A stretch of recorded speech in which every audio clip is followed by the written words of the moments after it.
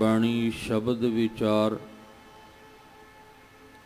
ਅੱਜ ਦੇ ਅੰਮ੍ਰਿਤਮਈ ਬਚਨਾਂ ਦਾ ਪਾਠ ਪਾਵਨ ਸ਼ਬਦ ਭਾਈ ਸਾਹਿਬ ਜੀ ਪਾਸੋਂ ਸਰਵਨ ਕੀਤਾ। ਪਵਿੱਤਰ ਬਾਣੀ ਦੀ ਪਾਵਨ ਸ਼ਬਦ ਦੀ ਵਿਚਾਰ ਦੇ ਨਾਲ ਸਾਂਝ ਪਾਉਣ ਵਾਸਤੇ ਜੋ ਸਮਾਂ ਪ੍ਰਾਪਤ ਹੋ ਰਿਹਾ ਹੈ, ਮਨ ਬਿਰਤੀਆਂ ਨੂੰ ਇਕਾਗਰ ਕਰਦੇ ਹੋਏ ਨਿਮਾਣੇ ਜੇ ਹੋ ਕੇ ਸਤਿਗੁਰੂ ਪਾਤਸ਼ਾਹ ਜੀ ਦੇ ਚਰਨਾਂ 'ਚ ਜੁੜਨ ਦਾ ਯਤਨ ਕਰੀਏ। ਸਤਿਗੁਰੂ ਜੀ ਅੱਜ ਦੇ ਸ਼ਬਦ ਰਾਹੀਂ ਸਾਨੂੰ ਮਨੁੱਖੀ ਦੁਨਿਆਵੀ ਜੀਵਾਂ ਨੂੰ ਜੋ ਸਮਝਾਉਣਾ ਚਾਹੁੰਦੇ ਨੇ, ਇੱਕ ਮਨ ਇੱਕ ਚਿੱਤ ਹੋ ਕੇ ਸਮਝਣ ਦਾ ਯਤਨ ਕਰੀਏ ਜੀ। ਵਾਹਿਗੁਰੂ ਸਾਹਿਬ ਜੀ। ਮਾਝ ਮਹੱਲਾ ਪੰਜਵਾ।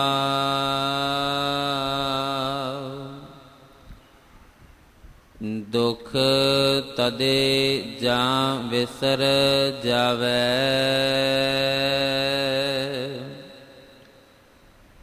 ਭੁਖ ਵਿਆਪੈ ਬਹੁ ਬਿਦ ਤਾਵੈ,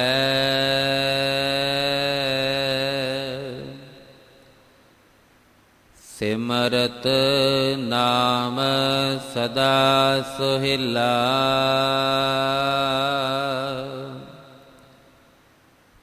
ਜਿਸ ਦੇਵੈ ਦੀਨ ਦਇਆਲਾ ਜੀਓ।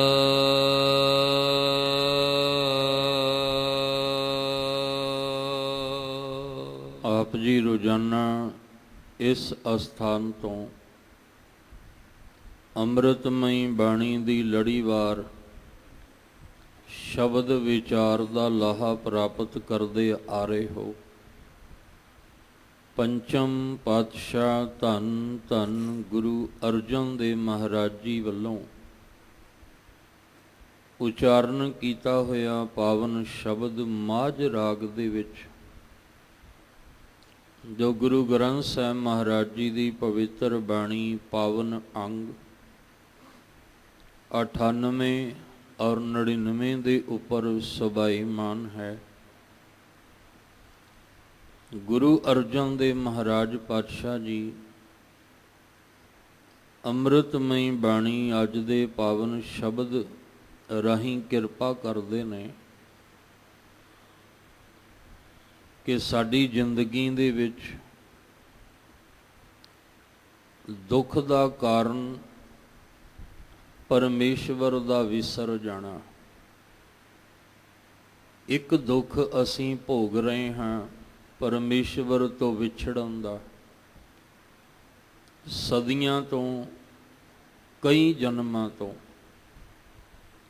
ਕਿੰਨੀਆਂ ਸਦੀਆਂ ਲੰਘ ਗਈਆਂ, ਕਿੰਨੇ ਜਨਮ ਲੰਘ ਗਏ, ਸਾਨੂੰ ਉਹਦਾ ਅੰਦਾਜ਼ਾ ਨਹੀਂ। ਅਸੀਂ ਕਈ ਸਦੀਆਂ, ਕਈ ਜਨਮਾਂ ਤੋਂ ਇੱਕ ਦੁੱਖ ਭੋਗ ਰਹੇ ਹਾਂ ਪਰਮੇਸ਼ਵਰ ਤੋਂ ਵਿਛੜਨ ਦਾ। ਜਾਂ ਇਸ ਤਰ੍ਹਾਂ ਕਹਿ ਲਈਏ ਕਿ ਇੰਨੀਆਂ ਸਦੀਆਂ ਬੀਤ ਗਈਆਂ, ਅੱਜ ਸਾਨੂੰ ਉਹ ਵਿਛੋੜੇ ਦਾ ਦੁੱਖ ਮਹਿਸੂਸ ਨਹੀਂ ਹੁੰਦਾ। ਕਈ ਵਾਰ ਸਰੀਰ ਦੇ ਵਿੱਚ ਦਰਦ ਹੋਵੇ, ਪੀੜਾ ਹੋਵੇ, ਤੇ ਸ਼ੁਰੂਆਤ ਦੇ ਵਿੱਚ ਉਹ ਪੀੜਾ, ਉਹ ਦਰਦ ਬੜੀ ਸਤਾਉਂਦੀ ਹੈ। ਪਰ ਜਿਵੇਂ ਜਿਵੇਂ ਸਮਾਂ ਲੰਬੇਰਾ ਹੁੰਦਾ ਜਾਂਦਾ ਹੈ, ਤਿਵੇਂ ਤਿਵੇਂ ਆਦਤ ਪੈ ਜਾਂਦੀ ਹੈ। ਇੱਕ ਦਿਨ ਫਿਰ ਬੰਦਾ ਕਹਿੰਦਾ ਵੀ ਮੈਨੂੰ ਹੁਣ ਪੀੜਾ, ਮੈਨੂੰ ਹੁਣ ਦਰਦ ਮਹਿਸੂਸ ਨਹੀਂ ਹੁੰਦੀ। ਦਰਦ ਤਾਂ ਹੈ, ਪੀੜਾ ਵੀ ਹੈ, ਪਰ ਉਹਨੂੰ ਮਹਿਸੂਸ ਨਹੀਂ ਹੁੰਦੀ ਕਿਉਂਕਿ ਸਮਾਂ ਬਹੁਤ ਲੰਬੇਰਾ ਹੋ ਗਿਆ। ਸ਼ੁਰੂਆਤ ਵਿੱਚ, ਪਹਿਲੇ ਪਹਿਲ ਦੇ ਵਿੱਚ ਇਸ ਪੀੜਾ ਨੂੰ ਬਰਦਾਸ਼ਤ ਕਰਨਾ ਬੜਾ ਔਖਾ ਸੀ, ਪਰ ਪੀੜਾ ਵੀ ਉਸੇ ਤਰ੍ਹਾਂ ਹੀ ਹੈ। ਅੱਜ ਮਹਿਸੂਸ ਨਹੀਂ ਹੁੰਦੀ ਕਿਉਂਕਿ ਆਦਤ ਪੈ ਗਈ। ਸਾਡੇ ਆਤਮਿਕ ਮੰਡਲ ਦਾ ਵੀ ਇਹੀ ਹਾਲ ਹੈ। ਕਈ ਸਦੀਆਂ ਬੀਤ ਗਈਆਂ ਪਰਮੇਸ਼ਵਰ ਤੋਂ ਵਿਛੜ ਕੇ। ਜਿਹੜਾ ਸਭ ਤੋਂ ਵੱਡਾ ਦੁੱਖ ਸੀ ਵਿਛੋੜੇ ਦਾ, ਉਹ ਇਸ ਜਨਮ ਵਿੱਚ ਆਉਂਦਿਆਂ ਤੱਕ ਮਹਿਸੂਸ ਹੀ ਨਹੀਂ ਹੁੰਦਾ। ਬਸ ਜਿਹੜਾ ਜੀਵਨ ਅਸੀਂ ਬਾਹਰੀ ਤੌਰ 'ਤੇ ਜੀ ਰਹੇ ਹਾਂ, ਉਹਦਾ ਦੁੱਖ ਸੁੱਖ ਸਾਨੂੰ ਮਹਿਸੂਸ ਸਰੀਰਕ ਤਲ 'ਤੇ ਮਹਿਸੂਸ ਹੁੰਦਾ ਹੈ, ਪਰ ਆਤਮਿਕ ਤਲ 'ਤੇ ਮਹਿਸੂਸ ਨਹੀਂ ਹੁੰਦਾ। ਪਰ ਜਿਨ੍ਹਾਂ ਨੇ ਫਿਰ ਗੁਰਬਾਣੀ ਦਾ ਆਸਰਾ ਲਿਆ, ਪਰਮੇਸ਼ਵਰ ਦੇ ਨਾਮ ਦਾ, ਉਹਨਾਂ ਨੂੰ ਫਿਰ ਦੁਬਾਰਾ ਪਰਮੇਸ਼ਵਰ ਦੇ ਵਿਛੋੜੇ ਦਾ ਦੁੱਖ ਜਿਹੜਾ ਸੀ ਉਹਦਾ ਅਹਿਸਾਸ ਹੋਣ ਲੱਗਾ। ਉਹ ਪੀੜਾ ਫਿਰ ਮਹਿਸੂਸ ਹੋਣ ਲੱਗੀ ਵੀ ਕਈ ਜਨਮ ਹੋ ਗਏ ਪਰਮੇਸ਼ਵਰ ਤੋਂ ਵਿਛੜਿਆਂ, ਹਜੇ ਤੱਕ ਇਹ ਵਿਛੋੜਾ ਮਿਲਾਪ ਵਿੱਚ ਬਦਲਿਆ ਨਹੀਂ।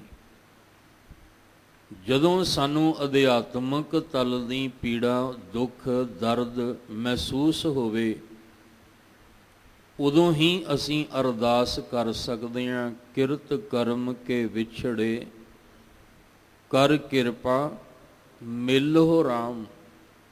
ਹੇ ਵਾਹਿਗੁਰੂ ਜੀ, ਇਸ ਜਨਮ ਵਿੱਚ ਹੀ ਕਿਤੇ ਕਿਰਪਾ ਕਰ ਦਿਓ, ਇਹ ਵਿਛੋੜੇ ਦਾ ਦੁੱਖ ਮੁੱਕ ਜਾਏ ਤੇ ਮਿਲਾਪ ਦਾ ਸੁੱਖ ਮਿਲ ਜਾਏ।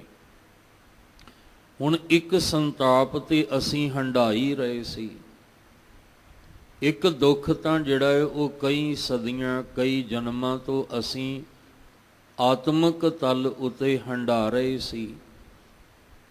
ਪਰ ਮਹਾਰਾਜ ਜੀ ਕਹਿੰਦੇ ਜਿਹੜਾ ਇਹ ਮਨੁੱਖਾ ਜਨਮ ਮਿਲਿਆ, ਜੇ ਇਸ ਮਨੁੱਖਾ ਜਨਮ ਵਿੱਚ ਪਰਮੇਸ਼ਵਰ ਚੇਤੇ ਹੀ ਨਾ ਆਇਆ, ਜੇ ਮਾਇਆਵੀ ਰੰਗਾਂ ਦੇ ਵਿੱਚ ਰੰਗ ਕੇ, ਦੁਨਿਆਵੀ ਰੰਗਾਂ ਦੇ ਵਿੱਚ ਰੰਗ ਕੇ ਪਰਮੇਸ਼ਵਰ ਵਿਸਰ ਗਿਆ, ਉੱਕਾ ਹੀ ਭੁਲਾ ਦਿੱਤਾ, ਤੇ ਫਿਰ ਇੱਕ ਦੁੱਖ ਹੋਰ ਜੀਵਨ ਵਿੱਚ ਲੱਗ ਜਾਣਾ। ਇਸ ਲਈ ਸਾਡਾ ਜੀਵਨ ਫਿਰ ਦੁੱਖਾਂ ਦੇ ਨਾਲ ਭਰ ਜਾਣਾ ਹੈ, ਫਿਰ ਉੱਥੇ ਸੁੱਖ ਦੀ ਪ੍ਰਾਪਤੀ ਨਹੀਂ। ਇਸ ਲਈ ਸਾਨੂੰ ਸਤਿਗੁਰੂ ਮਹਾਰਾਜ ਨੇ ਆਖਿਆ, ਜਿਵੇਂ ਗੁਰੂ ਨਾਨਕ ਸਾਹਿਬ ਮਹਾਰਾਜ ਜੀ ਨੇ ਦੱਸਿਆ ਸਾਡੇ ਦੁੱਖ ਦਾ, ਸਾਡੇ ਰੋਗ ਦਾ ਕਾਰਨ ਕੀ ਕਾਰਨ ਹੈ ਕਿ ਸਾਡੇ ਕੋਲ ਮਾਇਆਵੀ ਸੁੱਖ ਸਾਰੇ ਹੀ ਨੇ। ਧਨ ਪਦਾਰਥਾਂ ਦੇ ਸੁੱਖ ਸਾਡੇ ਕੋਲੋਂ ਹੱਦ ਨਾਲੋਂ ਵੱਧ ਹੋ ਗਏ ਨੇ।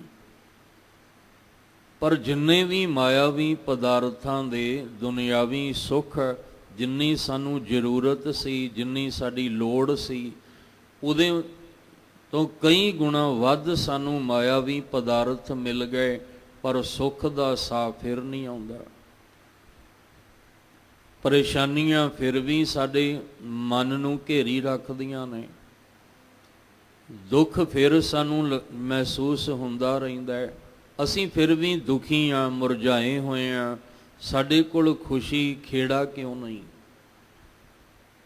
ਸਤਿਗੁਰੂ ਮਹਾਰਾਜ ਨੇ ਵੀ ਜ਼ਿਕਰ ਕੀਤਾ, ਸਾਹਿਬ ਕਹਿੰਦੇ ਤੇਰੇ ਮਾਇਆਵੀ ਪਦਾਰਥ ਸਾਰੇ ਹੋਣ ਦੇ ਬਾਵਜੂਦ ਵੀ ਤੇਰੇ ਅੰਦਰ ਪਰਮੇਸ਼ਵਰ ਦਾ ਨਾਮ ਨਹੀਂ, ਜਿਸ ਕਰਕੇ ਤੂੰ ਸਾਰੇ ਸੁੱਖ ਲੈ ਕੇ ਵੀ ਤੇਰੀ ਹਾਲਤ ਜਿਉ ਤਪਤ ਹੈ। ਬਾਰੋ ਬਾਰ ਤਪ ਤਪ ਖਪੈ ਬਹੁਤ ਬੇਕਾਰ, ਜੈ ਤਨ ਬਾਣੀ ਵਿਸਰ ਜਾਏ, ਜਿਉ ਪੱਕਾ ਰੋਗੀ ਵਿਲ ਲਾਏ। ਸਭ ਕਹਿੰਦੇ ਅੰਦਰੋਂ ਉਹਦੇ ਨਾਮ, ਉਹਦੀ ਬਾਣੀ ਵਿਸਰ ਗਈ, ਤੇ ਬਾਣੀ ਦੇ ਵਿਸਰਦਿਆਂ ਹੀ ਹਾਲਤ ਉਸ ਰੋਗੀ ਦੀ ਤਰ੍ਹਾਂ ਹੋ ਗਈ ਜਿਹੜਾ ਕੋੜ ਦਾ ਰੋਗ ਨਾਲ ਤੜਪਦਾ ਹੈ। ਭਿਆਨਕ ਰੋਗ ਵਿੱਚ ਜਿਹੜਾ ਤੜਪਦਾ ਹੈ, ਜਿਹਨੂੰ ਨਾ ਰਾਤ ਚੈਨ ਨਾ ਦਿਨ ਵਿੱਚ ਟਿਕਾ ਆਉਂਦਾ ਹੈ, ਤੇ ਜਿਹਦੇ ਅੰਦਰੋਂ ਤਨ ਵਿੱਚੋਂ ਦੀ ਬਾਣੀ ਵਿਸਰ ਗਈ, ਉਹਦੀ ਹਾਲਤ ਵੀ ਉਸ ਰੋਗੀ ਦੀ ਤਰ੍ਹਾਂ ਹੁੰਦੀ ਹੈ। ਉਹਦਾ ਦਿਨ ਵੀ ਦੁੱਖਾਂ ਵਿੱਚ ਲੰਘਦਾ ਹੈ, ਉਹਦੀ ਰਾਤ ਵੀ ਕਹਿੰਦੇ ਦੁੱਖਾਂ 'ਚ ਲੰਘਦੀ ਹੈ। ਉਹਦਾ ਦਿਨ ਵੀ ਰੋਂਦਿਆਂ ਲੰਘ ਜਾਂਦਾ ਹੈ, ਉਹਦੀ ਰਾਤ ਵੀ ਰੋਂਦਿਆਂ ਲੰਘ ਜਾਂਦੀ ਹੈ। ਪਰ ਜਿਨ੍ਹਾਂ ਅੰਦਰੋਂ ਪਰਮੇਸ਼ਵਰ ਵਿਸਰਿਆ ਨਹੀਂ। ਜਿੰਨੀ ਮਰਜ਼ੀ ਬਾਹਰੋਂ ਔਂਕੜਾਂ ਆਈਆਂ, ਮੁਸ਼ਕਲਾਂ ਆਈਆਂ, ਉਤਰਾ ਚੜਾ ਜ਼ਿੰਦਗੀ ਵਿੱਚ ਆਏ, ਜਿਨ੍ਹਾਂ ਨੂੰ ਅੰਦਰੋਂ ਪਰਮੇਸ਼ਵਰ ਵਿਸਰਿਆ ਨਹੀਂ, ਉਹਨਾਂ ਨੇ ਹਰ ਔਂਕੜਾਂ ਦਾ ਸਾਹਮਣਾ ਹੱਸ ਕੇ ਮੁਸਕਰਾ ਕੇ ਕੀਤਾ ਹੈ। ਜਿਨ੍ਹਾਂ ਨੂੰ ਅੰਦਰੋਂ ਪਰਮੇਸ਼ਵਰ ਦਾ ਨਾਮ ਵਿਸਰਿਆ ਨਹੀਂ, ਉਹਨਾਂ ਨੇ ਹਰ ਮੁਸ਼ਕਲ ਦੀ ਘੜੀ ਵਿੱਚ ਵੀ ਮੁਸਕਰਾ ਕੇ ਉਹਦਾ ਸਾਹਮਣਾ ਕੀਤਾ ਹੈ। ਤੇ ਜਿਹਦੀ ਜ਼ਿੰਦਗੀ ਵਿੱਚ ਪਰਮੇਸ਼ਵਰ ਦਾ ਨਾਮ ਨਹੀਂ, ਉਹਦੇ ਭਾਵੇਂ ਮੁਸ਼ਕਲਾਂ ਨਾ ਵੀ ਆਉਣ, ਔਂਕੜਾਂ ਨਾ ਵੀ ਆਉਣ, ਉਹ ਤਾਂ ਵੀ ਦੁਖੀ ਰਹਿੰਦਾ ਹੈ, ਤਾਂ ਵੀ ਉਹ ਪਰੇਸ਼ਾਨ ਰਹਿੰਦਾ ਹੈ। ਸਾਨੂੰ ਇਹ ਗੱਲ ਸਮਝਣੀ ਪਏਗੀ। ਸਤਿਗੁਰੂ ਮਹਾਰਾਜ ਪਾਤਸ਼ਾਹ ਜੀ ਜੋ ਸਮਝਾਉਣਾ ਚਾਹੁੰਦੇ ਆ ਕਿ ਜਿਹੜੇ ਸੁੱਖ ਅਸੀਂ ਮਾਇਆਵੀ ਪਦਾਰਥਾਂ ਤੋਂ ਪਾਉਣਾ ਚਾਹੁੰਦੇ ਆ, ਉਹ ਸੁੱਖ ਬਾਹਰ ਹੀ ਰਹਿ ਜਾਂਦੇ ਆ, ਉਹ ਸਾਨੂੰ ਅੰਦਰੋਂ ਸੁਖੀ ਨਹੀਂ ਕਰ ਸਕਦੇ। ਜੇ ਤੁਸੀਂ ਆਪਣੇ ਅਧਿਆਤਮਕ ਮਾਨਸਿਕ ਮੰਡਲ ਦੇ ਵਿੱਚ ਸੁੱਖ ਚਾਹੁੰਦੇ ਹੋ, ਤਾਂ ਫਿਰ ਇੱਕੋ ਹੀ ਹੱਲ ਹੈ, ਪਰਮੇਸ਼ਵਰ ਦੇ ਨਾਮ ਦਾ ਅਭਿਆਸ। ਜਦੋਂ ਅਸੀਂ ਆਪਣਾ ਪਿਛੋਕੜ ਵੇਖਦੇ ਹਾਂ, ਸੰਘਰਸ਼ਮਈ ਸਮਾਂ, ਸਾਡੇ ਬਜ਼ੁਰਗਾਂ ਨੂੰ ਜਾਂ ਜਿਨ੍ਹਾਂ ਨੇ ਸ਼ਹਾਦਤਾਂ ਦੇ ਜਾਮ ਪੀਤੇ ਜਾਂ ਘੱਲੂਘਾਰੇ ਆਉਂਦੇ ਆ, ਸਾਕੇ ਵਰਤਦੇ ਆ, ਜਦੋਂ ਅਸੀਂ ਉਹਨਾਂ ਨੂੰ ਰਿਪੀਟ ਕਰਦੇ ਹਾਂ ਤੇ ਕਿੰਨੀਆਂ ਮੁਸ਼ਕਲਾਂ ਦਾ ਸਾਹਮਣਾ ਕਰਦੇ ਵੀ ਉਹ ਮੁਸਕਰਾਉਂਦੇ ਆ। ਹੈਰਾਨੀ ਵਾਲੀ ਗੱਲ ਹੈ ਵੀ ਚਰਖੜੀ ਤੇ ਚੜੇ ਹੋਏ ਆ, ਫਿਰ ਵੀ ਮੁਸਕਰਾਈ ਜਾਂਦੇ ਆ। ਕਿੰਨੀ ਹੈਰਾਨੀ ਵਾਲੀ ਗੱਲ ਹੈ ਕਿ ਸਿਰ ਦਾ ਖੋਪਰ ਲੈ ਰਿਹਾ, ਪਰ ਫਿਰ ਵੀ ਮੁਸਕਰਾਹਟ ਨਹੀਂ ਜਾ ਰਹੀ। ਕਿੰਨੀ ਹੈਰਾਨੀ ਵਾਲੀ ਗੱਲ ਕਿ ਬੰਦ ਕੱਟਿਆ, ਇੱਕ ਇੱਕ ਜੋੜ ਸਰੀਰ ਦਾ ਕੱਟਿਆ ਜਾ ਰਿਹਾ ਹੈ, ਪਰ ਫਿਰ ਵੀ ਮੁਸਕਰਾਹਟ ਹੈ। ਸਾਡੀਆਂ ਮਾਵਾਂ ਦੇ ਝੋਲੀਆਂ ਦੇ ਵਿੱਚ ਬੱਚਿਆਂ ਦੇ ਟੁਕੜੇ ਕਰਕੇ ਪਾਏ ਜਾ ਰਹੇ ਆ, ਫਿਰ ਵੀ ਮੁਸਕਰਾਹਟ ਹੈ, ਫਿਰ ਵੀ ਅੰਦਰ ਖੇੜਾ ਹੈ, ਵਿਗਾਸ ਹੈ। ਉਹਦਾ ਕਾਰਨ ਕੀ ਹੈ? ਉਹਦਾ ਕਾਰਨ ਇਹ ਹੈ ਕਿ ਉਹ ਨਿਤਨੇਮ ਦੇ ਵਿੱਚ ਪੂਰੇ ਨੇ, ਉਹ ਆਪਣੇ ਨਿਤ ਦੇ ਨੇਮ ਵਿੱਚ ਪੂਰੇ ਨੇ। ਤੇ ਜਿਹੜਾ ਆਪਣੇ ਨਿਤ ਦੇ ਨੇਮ ਵਿੱਚ ਪੂਰਾ ਹੈ, ਉਹ ਜਿੰਨੀ ਮਰਜ਼ੀ ਮੁਸ਼ਕਲਾਂ ਆ ਜਾਣ, ਔਂਕੜਾਂ ਆ ਜਾਣ, ਜਿੰਨੀ ਮਰਜ਼ੀ ਔਖੀ ਘਾਟੀ ਆ ਜਾਏ, ਉਹ ਕਦੇ ਮੁਰਝਾਉਂਦੇ ਨਹੀਂ, ਕਦੇ ਉਹ ਚਿੰਤਤ ਨਹੀਂ ਹੁੰਦੇ, ਕਦੇ ਪਰੇਸ਼ਾਨ ਨਹੀਂ ਹੁੰਦੇ, ਕਿਉਂਕਿ ਅੰਦਰ ਖੁਸ਼ੀ ਦੇਣ ਵਾਲਾ, ਖੇੜਾ ਦੇਣ ਵਾਲਾ, ਅਡੋਲ ਰੱਖਣ ਵਾਲਾ ਨਿਤਨੇਮ ਉਹਨਾਂ ਦੇ ਜੀਵਨ ਵਿੱਚ ਪੂਰਾ ਹੈ। ਅੱਜ ਦੇ ਸਮੇਂ ਵਿੱਚ ਅਸੀਂ ਕਿਉਂ ਕਦਮ ਕਦਮ ਤੇ ਡੋਲ ਜਾਂਦੇ ਹਾਂ? ਕਿਉਂਕਿ ਸਾਡਾ ਨਿਤਨੇਮ ਪੂਰਾ, ਜਿਨ੍ਹਾਂ ਦਾ ਹੈ ਮੁਬਾਰਕ ਹੈ। ਅੱਜ ਵੀ ਐਸੇ ਬਹੁਤ ਜੀਵ ਨੇ ਜਿਹੜੇ ਮੁਸ਼ਕਲ ਦੀ ਘੜੀ ਵਿੱਚ ਵੀ ਡੋਲਦੇ ਨਹੀਂ, ਘਬਰਾਉਂਦੇ ਨਹੀਂ, ਕਿਉਂਕਿ ਉਹਨਾਂ ਦਾ ਨਿਤਨੇਮ ਪੂਰਾ ਹੈ। ਅੱਜ ਜ਼ੋਰ ਸਾਨੂੰ ਇਸ ਪਾਸੇ ਦੇਣ ਦੀ ਲੋੜ ਹੈ, ਕਿਉਂਕਿ ਸਾਡੇ ਨਿਤ ਦਾ ਨੇਮ ਘਟਦਾ ਜਾ ਰਿਹਾ ਹੈ। ਜਾਂ ਇਹ ਕਿਉਂ ਕੁਝ ਗੱਲਾਂ ਬਣ ਗਈਆਂ ਨੇ, ਕੁਝ ਕਹਾਵਤਾਂ ਬਣ ਗਈਆਂ, ਉਹ ਕਿਉਂ ਬਣੀਆਂ? ਸਮੇਂ ਨੂੰ ਵੇਖ ਕੇ। ਕੁਝ ਗੱਲਾਂ ਬਣਦੀਆਂ ਨੇ, ਕੁਝ ਕਹਾਵਤਾਂ ਬਣਦੀਆਂ, ਉਹ ਕਿਉਂ ਬਣਦੀਆਂ? ਸਮੇਂ ਨੂੰ ਵੇਖ ਕੇ ਹੀ ਬਣਦੀਆਂ। ਕਹਿਣਾ ਪੈਂਦਾ ਕਿ ਘਰ ਕੱਚੇ ਹੁੰਦੇ ਸੀ ਤੇ ਸਿੱਖ ਪੱਕੇ ਹੁੰਦੇ ਸਨ। ਨਿਤਨੇਮ ਦੇ ਵਿੱਚ, ਉਹ ਮਰਿਆਦਾ ਵਿੱਚ ਪੱਕੇ ਹੁੰਦੇ ਸਨ। ਪਰ ਜਿਵੇਂ ਜਿਵੇਂ ਕੱਚੇ ਘਰ ਪੱਕੇ ਹੁੰਦੇ ਗਏ, ਸਾਡੇ ਨਿਤਨੇਮ ਕੱਚੇ ਹੁੰਦੇ ਗਏ, ਸਾਡਾ ਜੀਵਨ ਕੱਚਾ, ਸਾਡਾ ਜਿਹੜਾ ਸਿੱਖਿਆ ਵਾਲਾ ਦਰ ਹੈ ਉਹ ਕੱਚਾ ਹੁੰਦਾ ਗਿਆ। ਇਸ ਲਈ ਅਸੀਂ ਕਮਜ਼ੋਰ ਹੁੰਦੇ ਗਏ। ਤੇ ਜਿੰਨੇ ਅਸੀਂ ਕਮਜ਼ੋਰ ਹੋਏ ਹਾਂ, ਮਾੜੀ ਮਾੜੀ ਗੱਲ ਤੇ ਡੋਲ ਜਾਂਦਾ ਹੈ, ਘਬਰਾ ਜਾਂਦਾ ਹੈ, ਚਿੰਤਤ ਹੋ ਜਾਂਦਾ ਹੈ। ਇੱਥੇ ਤੇ ਚਰਖੜੀਆਂ ਤੇ ਚੜ੍ਹਨ ਵਾਲੇ ਨਹੀਂ ਘਬਰਾਏ। ਭਾਵੇਂ ਉਹ ਜੰਗਲਾਂ ਵਿੱਚ ਵੀ ਸਮਾਂ ਕੱਟਦੇ ਰਹੇ ਨੇ, ਅਸੀਂ ਤੇ ਸਵੇਰੇ ਹੋਰ, ਦੁਪਹਿਰੇ ਹੋਰ, ਸ਼ਾਮੀ ਹੋਰ ਪਦਾਰਥ ਖਾਂਦੇ ਹਾਂ। ਕਈ ਕਹਿੰਦੇ ਜੀ ਜਿਹੜੇ ਅਸੀਂ ਸਵੇਰੇ ਸਬਜ਼ੀ ਬਣਾ ਲਈਏ ਉਹ ਅਸੀਂ ਦੁਪਹਿਰੇ ਨਹੀਂ ਖਾਂਦੇ, ਜਿਹੜੀ ਅਸੀਂ ਦੁਪਹਿਰੇ ਬਣਾ ਲਈਏ ਉਹ ਅਸੀਂ ਰਾਤੀ ਨਹੀਂ ਖਾਂਦੇ। ਪਰ ਫਿਰ ਵੀ ਅਸੀਂ ਡੋਲਦੇ ਹਾਂ, ਫਿਰ ਵੀ ਘਬਰਾਉਂਦੇ ਹਾਂ, ਫਿਰ ਵੀ ਚਿੰਤਾ ਅੰਦਰੋਂ ਸਤਾਉਂਦੀ ਹੈ। ਪਰ ਇੱਕ ਸਮਾਂ ਸੀ ਜਦੋਂ ਜੰਗਲਾਂ ਵਿੱਚ ਰਹਿ ਕੇ ਘਾਹ ਤੇ ਪੱਤੇ ਖਾਂਦੇ ਸੀ, ਪੱਤੇ ਵੀ ਖਾ ਕੇ ਗੁਜ਼ਾਰਾ ਕੀਤਾ ਹੈ, ਪਰ ਫਿਰ ਵੀ ਉਹ ਘਬਰਾਏ ਨਹੀਂ। ਸਵੇਰੇ ਸਾਡਾ ਖਾਣਾ ਹੋਰ ਹੈ, ਦੁਪਹਿਰੇ ਹੋਰ ਹੈ, ਸ਼ਾਮੀ ਹੋਰ ਹੈ। ਗਰਮੀ ਸਰਦੀ ਤੋਂ ਬਚਣ ਵਾਸਤੇ ਹਰ ਤਰ੍ਹਾਂ ਦੇ ਸੁੱਖ ਸਾਡੇ ਕੋਲ ਨੇ। ਅਸੀਂ ਗਰਮੀ ਤੋਂ ਵੀ ਬਚਾਅ ਕਰ ਸਕਦੇ ਹਾਂ, ਸਰਦੀ ਤੋਂ ਵੀ ਕਰ ਸਕਦੇ ਹਾਂ। ਪਰ ਜਿਹੜੇ ਰਹਿੰਦੇ ਹੀ ਜੰਗਲਾਂ ਦੇ ਵਿੱਚ ਸੀ, ਪਰ ਉਹ ਕਿਉਂ ਨਹੀਂ ਘਬਰਾਉਂਦੇ ਸਨ? ਕਿਉਂਕਿ ਉਹਨਾਂ ਦਾ ਨਿਤ ਨੇਮ ਪੂਰਾ ਸੀ, ਉਹ ਆਪਣੇ ਨਿਤ ਦੇ ਨੇਮ ਵਿੱਚ ਪੂਰੇ ਸਨ। ਅੱਜ ਕਈਆਂ ਕੋਲੋਂ ਜਦੋਂ ਵਿਚਾਰ ਹੁੰਦੀ ਹੈ, ਗੱਲਬਾਤ ਹੁੰਦੀ ਹੈ, ਤੇ ਤਕਰੀਬਨ ਬਹੁਤੀਆਂ ਕੋਲੋਂ ਇਹ ਸੁਣਿਆ ਹੈ ਕਿ ਸਾਨੂੰ ਇੰਨਾ ਚਿਰ ਹੋ ਗਿਆ ਪਾਠ ਕਰਦਿਆਂ, ਪਰ ਜਾਪ ਸਾਹਿਬ ਦਾ ਪਾਠ ਸਾਡੇ ਤੋਂ ਨਹੀਂ ਹੁੰਦਾ, ਨਾ ਹੀ ਅਸੀਂ ਕਰਦੇ ਹਾਂ। ਫਿਰ ਬੇਨਤੀ ਕਰਾਂ, ਜਿਹੜੇ ਨਿਤਨੇਮ 'ਚ ਪੂਰੇ ਨੇ, ਮੁਬਾਰਕ ਹੈ ਉਹਨਾਂ ਨੂੰ, ਮੁਬਾਰਕ ਹੈ। ਪਰ ਅੱਜ ਵੀ ਬਹੁਤ ਐਸੇ ਆ ਜਿਹੜੇ ਕਹਿੰਦੇ ਜਪਜੀ ਸਾਹਿਬ ਦਾ ਪਾਠ ਕਰ ਲੈਂਦੇ ਹਾਂ ਤੇ ਚੌਪਈ ਸਾਹਿਬ ਦਾ ਪਾਠ ਕਰ ਲੈਂਦੇ ਹਾਂ ਬਸ। ਕਈ ਕਹਿੰਦੇ ਅਸੀਂ ਜਪਜੀ ਸਾਹਿਬ ਦਾ ਪਾਠ ਕਰ ਲੈਂਦੇ ਹਾਂ, ਆਨੰਦ ਸਾਹਿਬ ਦਾ ਕਰ ਲੈਂਦੇ ਹਾਂ ਬਸ। ਸਾਡੇ ਕੋਲੋਂ ਬਹੁਤਾ ਪਾਠ ਹੁੰਦਾ ਹੀ ਨਹੀਂ, ਨਿਤਨੇਮ ਹੁੰਦਾ ਨਹੀਂ, ਜਾਪ ਸਾਹਿਬ ਹੁੰਦਾ ਨਹੀਂ। ਪਰ ਸਤਿਗੁਰੂ ਮਹਾਰਾਜ ਜੀ ਕਿਰਪਾ ਕਰਨ, ਕਿਉਂਕਿ ਅਸੀਂ ਕਮਜ਼ੋਰ ਹੋ ਚੁੱਕੇ ਹਾਂ। ਇਹ ਕਮਜ਼ੋਰੀ ਦੀਆਂ ਨਿਸ਼ਾਨੀਆਂ ਨੇ। ਜਦੋਂ ਅਸੀਂ ਨਿਤ ਦੇ ਨੇਮ ਵਿੱਚ ਪੂਰੇ ਹੋ ਜਾਾਂਗੇ, ਸਾਡੀ ਹੁਣ ਸਰੀਰ ਦੀ ਕਮਜ਼ੋਰੀ ਪਤਾ ਲੱਗ ਜਾਂਦੀ ਹੈ ਵੀ ਸਰੀਰ ਕਮਜ਼ੋਰ ਹੋ ਗਿਆ। ਤਰ੍ਹਾਂ ਤਰ੍ਹਾਂ ਦੀ ਦਵਾਈਆਂ ਨੇ ਸਾਡੇ ਕੋਲ ਮੌਜੂਦ ਨੇ। ਔਰ ਅੱਜ ਤਾਂ ਮਾਹੌਲ ਐਸਾ ਬਣ ਗਿਆ, ਮਾਫ ਕਰਨਾ ਕਹਿਣਾ ਪਏਗਾ, ਕਿ ਅੱਜ ਬਜ਼ੁਰਗ ਵੀ ਜਵਾਨ ਹੋਣਾ ਚਾਹੁੰਦਾ ਹੈ। ਉਹ ਵੀ ਚਾਹੁੰਦਾ ਵੀ ਮੈਂ ਜਵਾਨ ਜਿਹੜਾ ਬਣ ਕੇ ਰਵਾਂ, ਮੇਰਾ ਜਿਹੜਾ ਬੁਢੇਪਾ ਕਿਸੇ ਨੂੰ ਨਜ਼ਰ ਕੋਈ ਨਾ ਆਵੇ। ਪਰ ਇਹ ਤਾਂ ਅਸੀਂ ਦੇਖ ਲਿਆ, ਅਸੀਂ ਬੁਢੇਪੇ ਵਿੱਚ ਵੀ ਜਵਾਨ ਜਿਹੜੇ ਸੀ ਚਲੋ ਬਣ ਗਏ, ਜਿੱਦਾਂ ਵੀ ਜੋ ਵੀ ਸਮਾਜ ਵਿੱਚ ਵਰਤਦਾ ਹੈ। ਪਰ ਕਦੇ ਅੰਦਰ ਮਹਿਸੂਸ ਕੀਤਾ?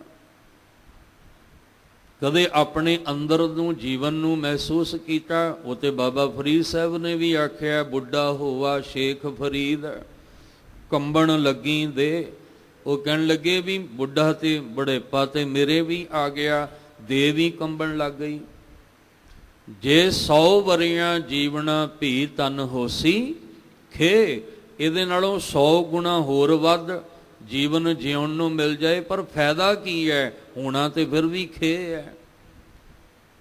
ਫਿਰ ਖੇ ਤਾਂ ਫਿਰ ਵੀ, ਜੇ ਅਸੀਂ ਬੁਢੇਪੇ ਵਿੱਚ ਵੀ ਆਪਣੇ ਆਪ ਨੂੰ ਜਵਾਨ ਬਣਾ ਕੇ ਦੁਨੀਆ ਨੂੰ ਦਿਖਾ ਰਹੇ ਹਾਂ, ਪਰ ਇਹ ਭੁਲੇਖੇ ਵਿੱਚ ਹਾਂ ਕਿ ਸਾਡਾ ਤਨ ਮਿੱਟੀ ਨਹੀਂ ਹੋਣਾ, ਇੱਕ ਦਿਨ ਤੇ ਹੋਣਾ ਹੀ ਪੈਣਾ।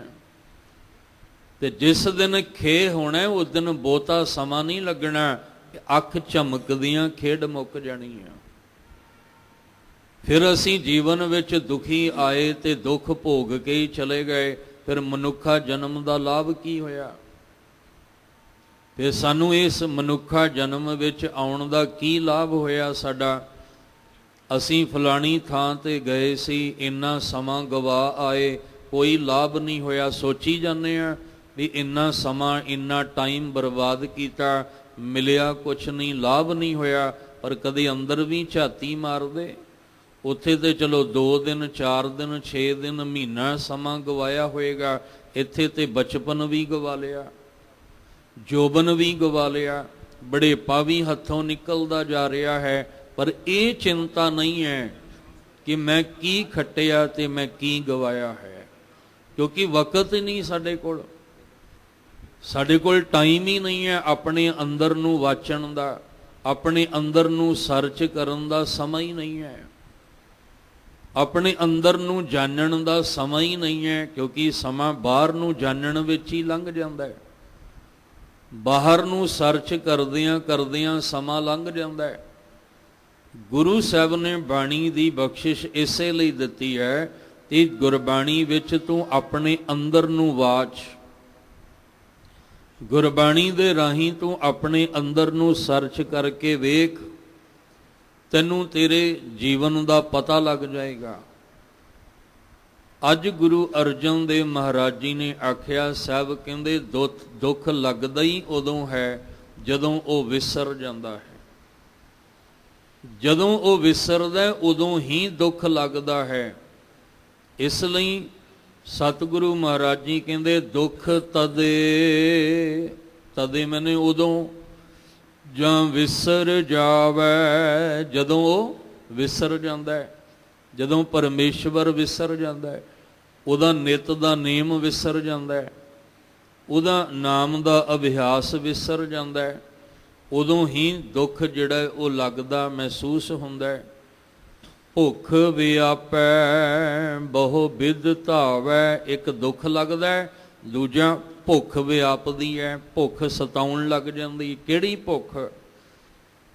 ਪੇਟ ਦੀ ਭੁੱਖ ਨਹੀਂ। ਜੇ ਪੇਟ ਦੀ ਭੁੱਖ ਸਤਾਉਂਦੀ ਹੋਵੇ, ਖਾਣ ਨੂੰ ਬੜਾ ਕੁਛ ਹੈ, ਬੜਾ ਕੁਝ ਸਾਨੂੰ ਖਾਣ ਨੂੰ ਮਿਲ ਜਾਏਗਾ। ਪੁਰਾਤਨ ਸਮੇਂ ਦੇ ਵਿੱਚ ਜਿਹੜੇ ਬਜ਼ੁਰਗ ਬੈਠੇ ਆ, ਉਹਨਾਂ ਨੂੰ ਪਤਾ ਹੈ ਕਿ ਦੂਰ ਦਾ ਸਫ਼ਰ ਕਰਨ ਲੱਗਿਆਂ ਬੜੀ ਬੜੀ ਦੂਰ ਦੂਰ ਤੱਕ ਰਸਤੇ 'ਚ ਖਾਣ ਨੂੰ ਕੁਝ ਨਹੀਂ ਸੀ ਮਿਲਦਾ। ਬੜਾ ਲੰਬੇਰਾ ਸਫ਼ਰ ਕਰਨਾ ਹੋਵੇ ਤੇ ਕਿਤੇ ਕਿਤੇ ਜਾ ਕੇ ਕੁਝ ਖਾਣ ਨੂੰ ਮਿਲਦਾ ਹੁੰਦਾ ਸੀ। ਹੁਣ ਕਦਮ ਕਦਮ ਤੇ ਮਿਲਦਾ ਹੈ। ਹੁਣ ਇੱਕ ਇੱਕ ਕਦਮ ਤੇ ਵੱਖ ਵੱਖ ਖਾਣ ਵਾਲੇ ਪਦਾਰਥ ਮਿਲਦੇ ਆ। ਹੁਣ ਤਾਂ ਭੁੱਖ ਸਤਾਈ ਨਹੀਂ ਸਕਦੀ ਸਾਨੂੰ। ਮਹਾਰਾਜ ਨੇ ਇੱਥੇ ਭੁੱਖ ਦੀ ਗੱਲ ਕੀਤੀ ਹੈ। ਇੱਥੇ ਭੁੱਖ ਦਾ ਅਰਥ ਹੈ ਤ੍ਰਿਸ਼ਨਾ। ਮਾਇਆ ਦੇ ਵਿੱਚ ਜਿਹੜਾ, ਮਾਇਆ ਕੀ ਹੈ? ਸੰਸਾਰ, ਤ੍ਰੈ ਗੁਣੀ ਮਾਇਆ। ਜਦੋਂ ਉਹ ਵਿਸਰ ਗਿਆ, ਤ੍ਰੈ ਗੁਣੀ ਮਾਇਆ ਦਾ ਪ੍ਰਭਾਵ ਪੈ ਗਿਆ। ਜਦੋਂ ਤ੍ਰੈ ਗੁਣੀ ਮਾਇਆ ਦਾ ਪ੍ਰਭਾਵ ਪੈ ਗਿਆ ਤੇ ਤ੍ਰਿਸ਼ਨਾ ਵੱਧ ਗਈ। ਹੁਣ ਉਹ ਤ੍ਰਿਸ਼ਨਾ ਵਧੀ ਹੈ, ਉਹ ਐਸੀ ਤ੍ਰਿਸ਼ਨਾ ਵਧੀ ਹੈ ਕਿ ਭੁੱਖ ਮਿਟਦੀ ਨਹੀਂ ਪਈ। ਭੁੱਖ, ਇਹ ਤ੍ਰਿਸ਼ਨਾ ਇਸ ਤਰ੍ਹਾਂ ਹੈ ਵੀ ਜਿਵੇਂ ਅੱਗ ਵਿੱਚ ਬਾਲਣ ਪਾਉਣਾ ਹੋਵੇ। ਅੱਗ ਦੇ ਵਿੱਚ ਬਾਲਣ ਪਾਈ ਜਾਓ, ਕਦੇ ਨਹੀਂ ਅੱਗ ਨੇ ਆਖਣਾ ਮੈਂ ਰੱਜ ਗਈਆਂ ਵੀ ਹੋਰ ਬਾਲਣ ਨਾ ਪਾ। ਸਾਰੀ ਦੁਨੀਆ ਦਾ ਬਾਲਣ ਵੀ ਅੱਗ ਵਿੱਚ ਪਾ ਦਿਓ ਤਾਂ ਵੀ ਉਹਦੀ ਤ੍ਰਿਸ਼ਨਾ ਨਹੀਂ ਮੁੱਕਣੀ, ਭੁੱਖ ਨਹੀਂ ਮਿਟਣੀ। ਅੰਦਰੋਂ ਪਰਮੇਸ਼ਵਰ ਨੂੰ ਵਿਸਾਰ ਕੇ ਦੁੱਖ ਲੱਗਦਾ ਹੈ। ਫਿਰ ਭੁੱਖ ਤ੍ਰਿਸ਼ਨਾ ਦੀ ਜਿਹੜੀ ਹੈ ਇਹ ਸ਼ੁਰੂ ਹੁੰਦੀ ਹੈ, ਔਰ ਇਹ ਫਿਰ ਪਤਾ ਨਹੀਂ ਕਿੱਥੇ ਤੱਕ ਸਾਨੂੰ ਦੌੜਾਉਂਦੀ ਹੈ। ਫਿਰ ਬੰਦਾ ਤ੍ਰਿਸ਼ਨਾ ਦੀ ਭੁੱਖ ਲੈ ਕੇ ਦੌੜਨਾ ਸ਼ੁਰੂ ਕਰਦਾ ਹੈ, ਪਰ ਇਹਦੀ ਤ੍ਰਿਪਤੀ ਨਹੀਂ ਹੁੰਦੀ, ਇਹਦਾ ਮਨ ਸੰਤੁਸ਼ਟ ਨਹੀਂ ਹੁੰਦਾ, ਇਹਦਾ ਮਨ ਰਜਦਾ ਹੀ ਨਹੀਂ ਅੰਦਰੋਂ। ਸਹਿਸ ਖਟੇ ਲੱਖ ਕੋ ਉਠ ਧਾਵੈ, ਤ੍ਰਿਪਤ ਨ ਆਵੈ ਮਾਇਆ ਪਾਛੈ ਪਾਵੈ। ਤ੍ਰਿਪਤੀ ਨਹੀਂ ਹੋ ਰਿਹਾ ਮਨ ਅੰਦਰ, ਮਨ ਵਿੱਚ ਤ੍ਰਿਪਤੀ ਆਈ, ਮਨ ਸੰਤੁਸ਼ਟ ਹੋ ਹੀ ਨਹੀਂ ਰਿਹਾ ਹੈ। ਜਿਨ੍ਹਾਂ ਦੇ ਘਰ ਦੇ ਵਿੱਚ ਆ, ਜਿੰਨੇ ਵੀ ਸਮਾਜ ਵਿੱਚ ਚੋਰੀਆਂ, ਹੇਰਾ ਫੇਰੀਆਂ, ਠੱਗੀਆਂ ਕਰਨ ਵਾਲੇ, ਜਿੰਨੇ ਵੀ ਭ੍ਰਸ਼ਟਾਚਾਰੀ ਨੇ, ਇਹ ਸ਼ਬਦ ਵੀ ਵਰਤ ਰਿਹਾ ਕਿ ਜਿੰਨੇ ਵੀ ਇਹ ਭ੍ਰਸ਼ਟਾਚਾਰੀ ਨੇ ਸੰਸਾਰ ਦੇ ਵਿੱਚ, ਘਰ ਭਰੇ ਪਏ ਆ, ਪਰ ਇਹ ਤ੍ਰਿਸ਼ਨਾ ਇਹਨਾਂ ਨੂੰ ਸੰਤੁਸ਼ਟ ਕਰ ਹੀ ਨਹੀਂ ਰਹੀ। ਇੰਨਾ ਘਰ ਇਹਨਾਂ ਦਾ ਭਰਿਆ ਪਿਆ ਕਿ ਬੈਠ ਕੇ ਆਉਣ ਵਾਲੀਆਂ ਪੀੜ੍ਹੀਆਂ ਵੀ ਆਰਾਮ ਨਾਲ ਬੈਠ ਕੇ ਖਾ ਸਕਦੀਆਂ ਨੇ, ਪਰ ਫਿਰ ਵੀ ਅੰਦਰ ਰੱਜ ਨਹੀਂ ਆਉਂਦਾ।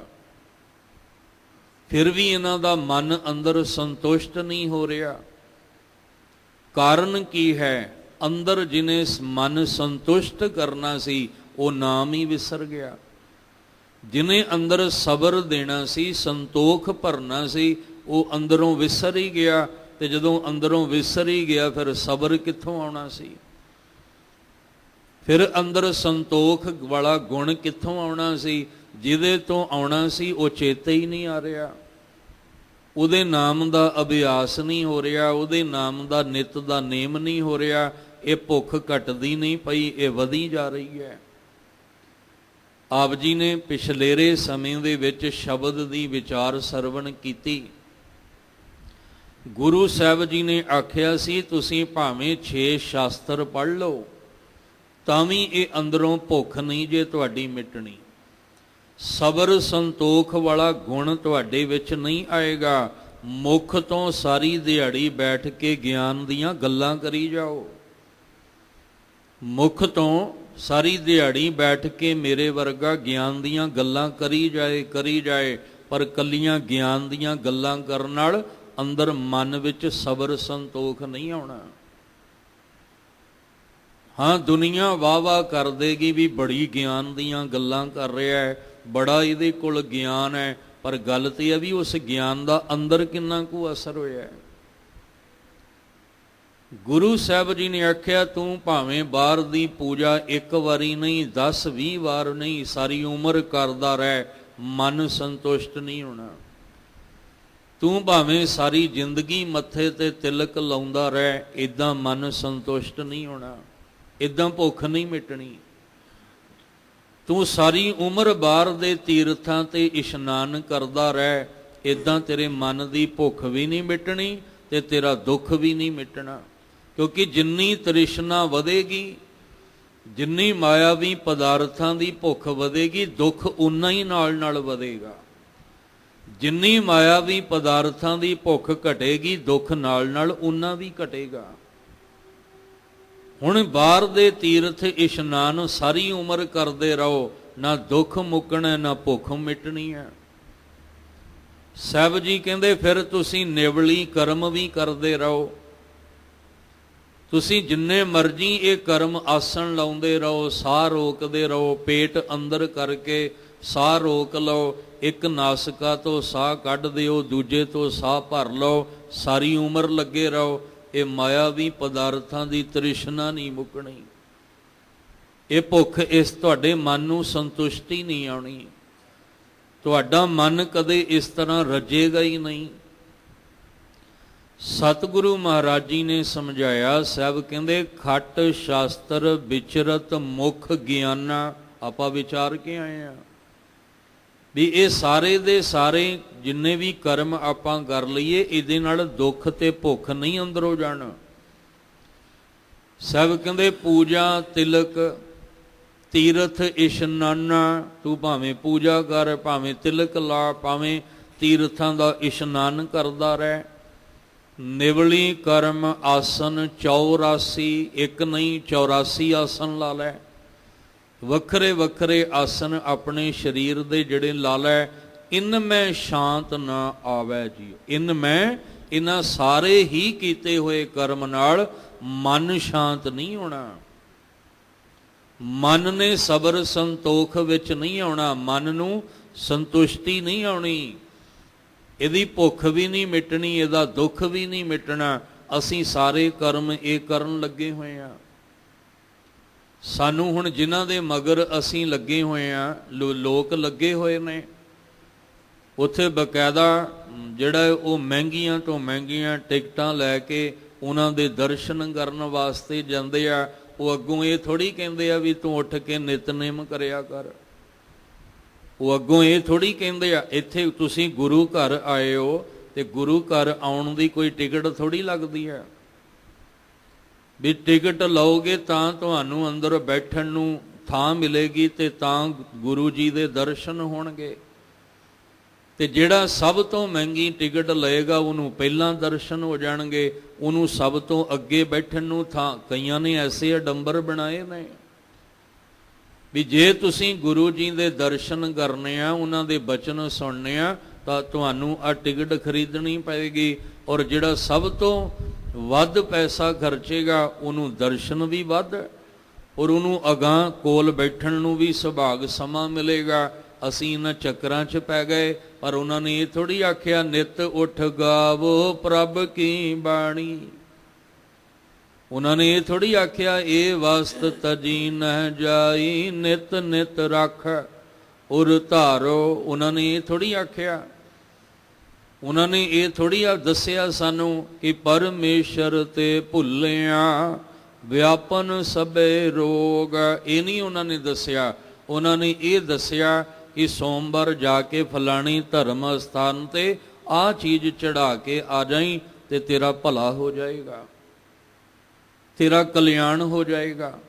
ਅਸੀਂ ਲੋਕ ਉਹਨਾਂ ਮਗਰ ਭੀੜਾਂ ਦੀਆਂ ਭੀੜਾਂ ਲੱਗੀਆਂ ਹੋਈਆਂ ਨੇ, ਪਰ ਗੁਰੂ ਸਾਹਿਬ ਤਾਂ ਕਹਿ ਰਹੇ ਨੇ ਕਿ ਇੱਥੇ ਝੂਠ ਦਾ ਦਿਲਾਸਾ ਨਹੀਂ ਤੁਹਾਨੂੰ ਦਿੱਤਾ ਜਾਣਾ। ਇੱਥੇ ਤੁਹਾਡੇ ਹੱਥ ਦੀਆਂ ਭੇਟਾਵਾਂ ਵੇਖ ਕੇ ਤੁਹਾਨੂੰ ਝੂਠੇ ਦਿਲਾਸੇ ਨਹੀਂ ਦਿੱਤੇ ਜਾਣੇ ਵੀ ਹਾਂ ਇਹ ਭੇਟਾ ਬਹੁਤ ਵੱਡੀ ਲੈ ਕੇ ਆਇਆ ਤੇ ਇਹਦਾ ਦਿਲ ਨਾ ਟੁੱਟ ਜਾਏ, ਕਿਤੇ ਇਹਦੀ ਸ਼ਰਧਾ ਨਾ ਕਿਤੇ ਟੁੱਟ ਜਾਏ। ਉਹਨੂੰ ਫਿਰ ਚੱਕਰਾਂ 'ਚ ਪਾ ਦਿੱਤਾ ਵੀ ਤੂੰ ਮੰਗਲਵਾਰ ਆ ਫਲਾਣੀ ਥਾਂ ਤੇ ਆ ਚੜਾ ਦੇਈਂ, ਤੇਰਾ ਕਲਿਆਣ ਹੋ ਜਾਏਗਾ। ਇੱਥੇ ਮਹਾਰਾਜ ਨੇ ਆਖਿਆ ਸੱਚ ਸੁਣਾਈ ਸੀ ਸੱਚ ਕੀ ਬੇਲਾ। ਜਿੱਦਾਂ ਦਾ ਸਾਡਾ ਜੀਵਨ ਹੋਏਗਾ ਉੱਦਾਂ ਦਾ ਹੀ ਸੁਣਾਇਆ ਜਾਣਾ ਹੈ। ਜਿੱਦਾਂ ਦਾ ਸਾਡਾ ਕਰੈਕਟਰ ਹੈ, ਆਚਰਣ ਹੈ, ਜੀਵਨ ਹੈ, ਉਸੇ ਤਰ੍ਹਾਂ ਸੁਣਾਇਆ ਜਾਏਗਾ ਕਿ ਤੂੰ ਬਾਹਰੋਂ ਜਿੰਨਾ ਮਰਜ਼ੀ ਭਲਾ ਮਾਨਸ ਹੋ ਜਾ, ਅੰਦਰ ਤੇ ਆ ਕੁਝ ਵਰਤਦਾ ਹੈ। ਬਾਹਰੋਂ ਤੋਂ ਜਿੰਨਾ ਮਰਜ਼ੀ ਧਰਮੀ ਹੋ ਜਾ, ਪਰ ਅੰਦਰ ਤੇਰੇ ਆ ਕੁਝ ਚੱਲਦਾ ਹੈ। ਕਿਰਪਾ ਕਿਵੇਂ ਹੋਏਗੀ? ਤੇਰਾ ਭਲਾ ਕਿਵੇਂ ਹੋਏਗਾ? ਤੇਰਾ ਕਲਿਆਣ ਕਿਵੇਂ ਹੋਏਗਾ? ਇਸ ਲਈ ਸਾਹਿਬ ਜੀ ਨੇ ਆਖਿਆ ਵੀ ਇਹ ਸੱਚ ਹੈ। ਇਨ ਮਹਿ, ਆ ਸਾਰੀਆਂ ਚੀਜ਼ਾਂ ਦੇ ਵਿੱਚ ਮਨ ਸ਼ਾਂਤ ਨਹੀਂ ਹੋਏਗਾ।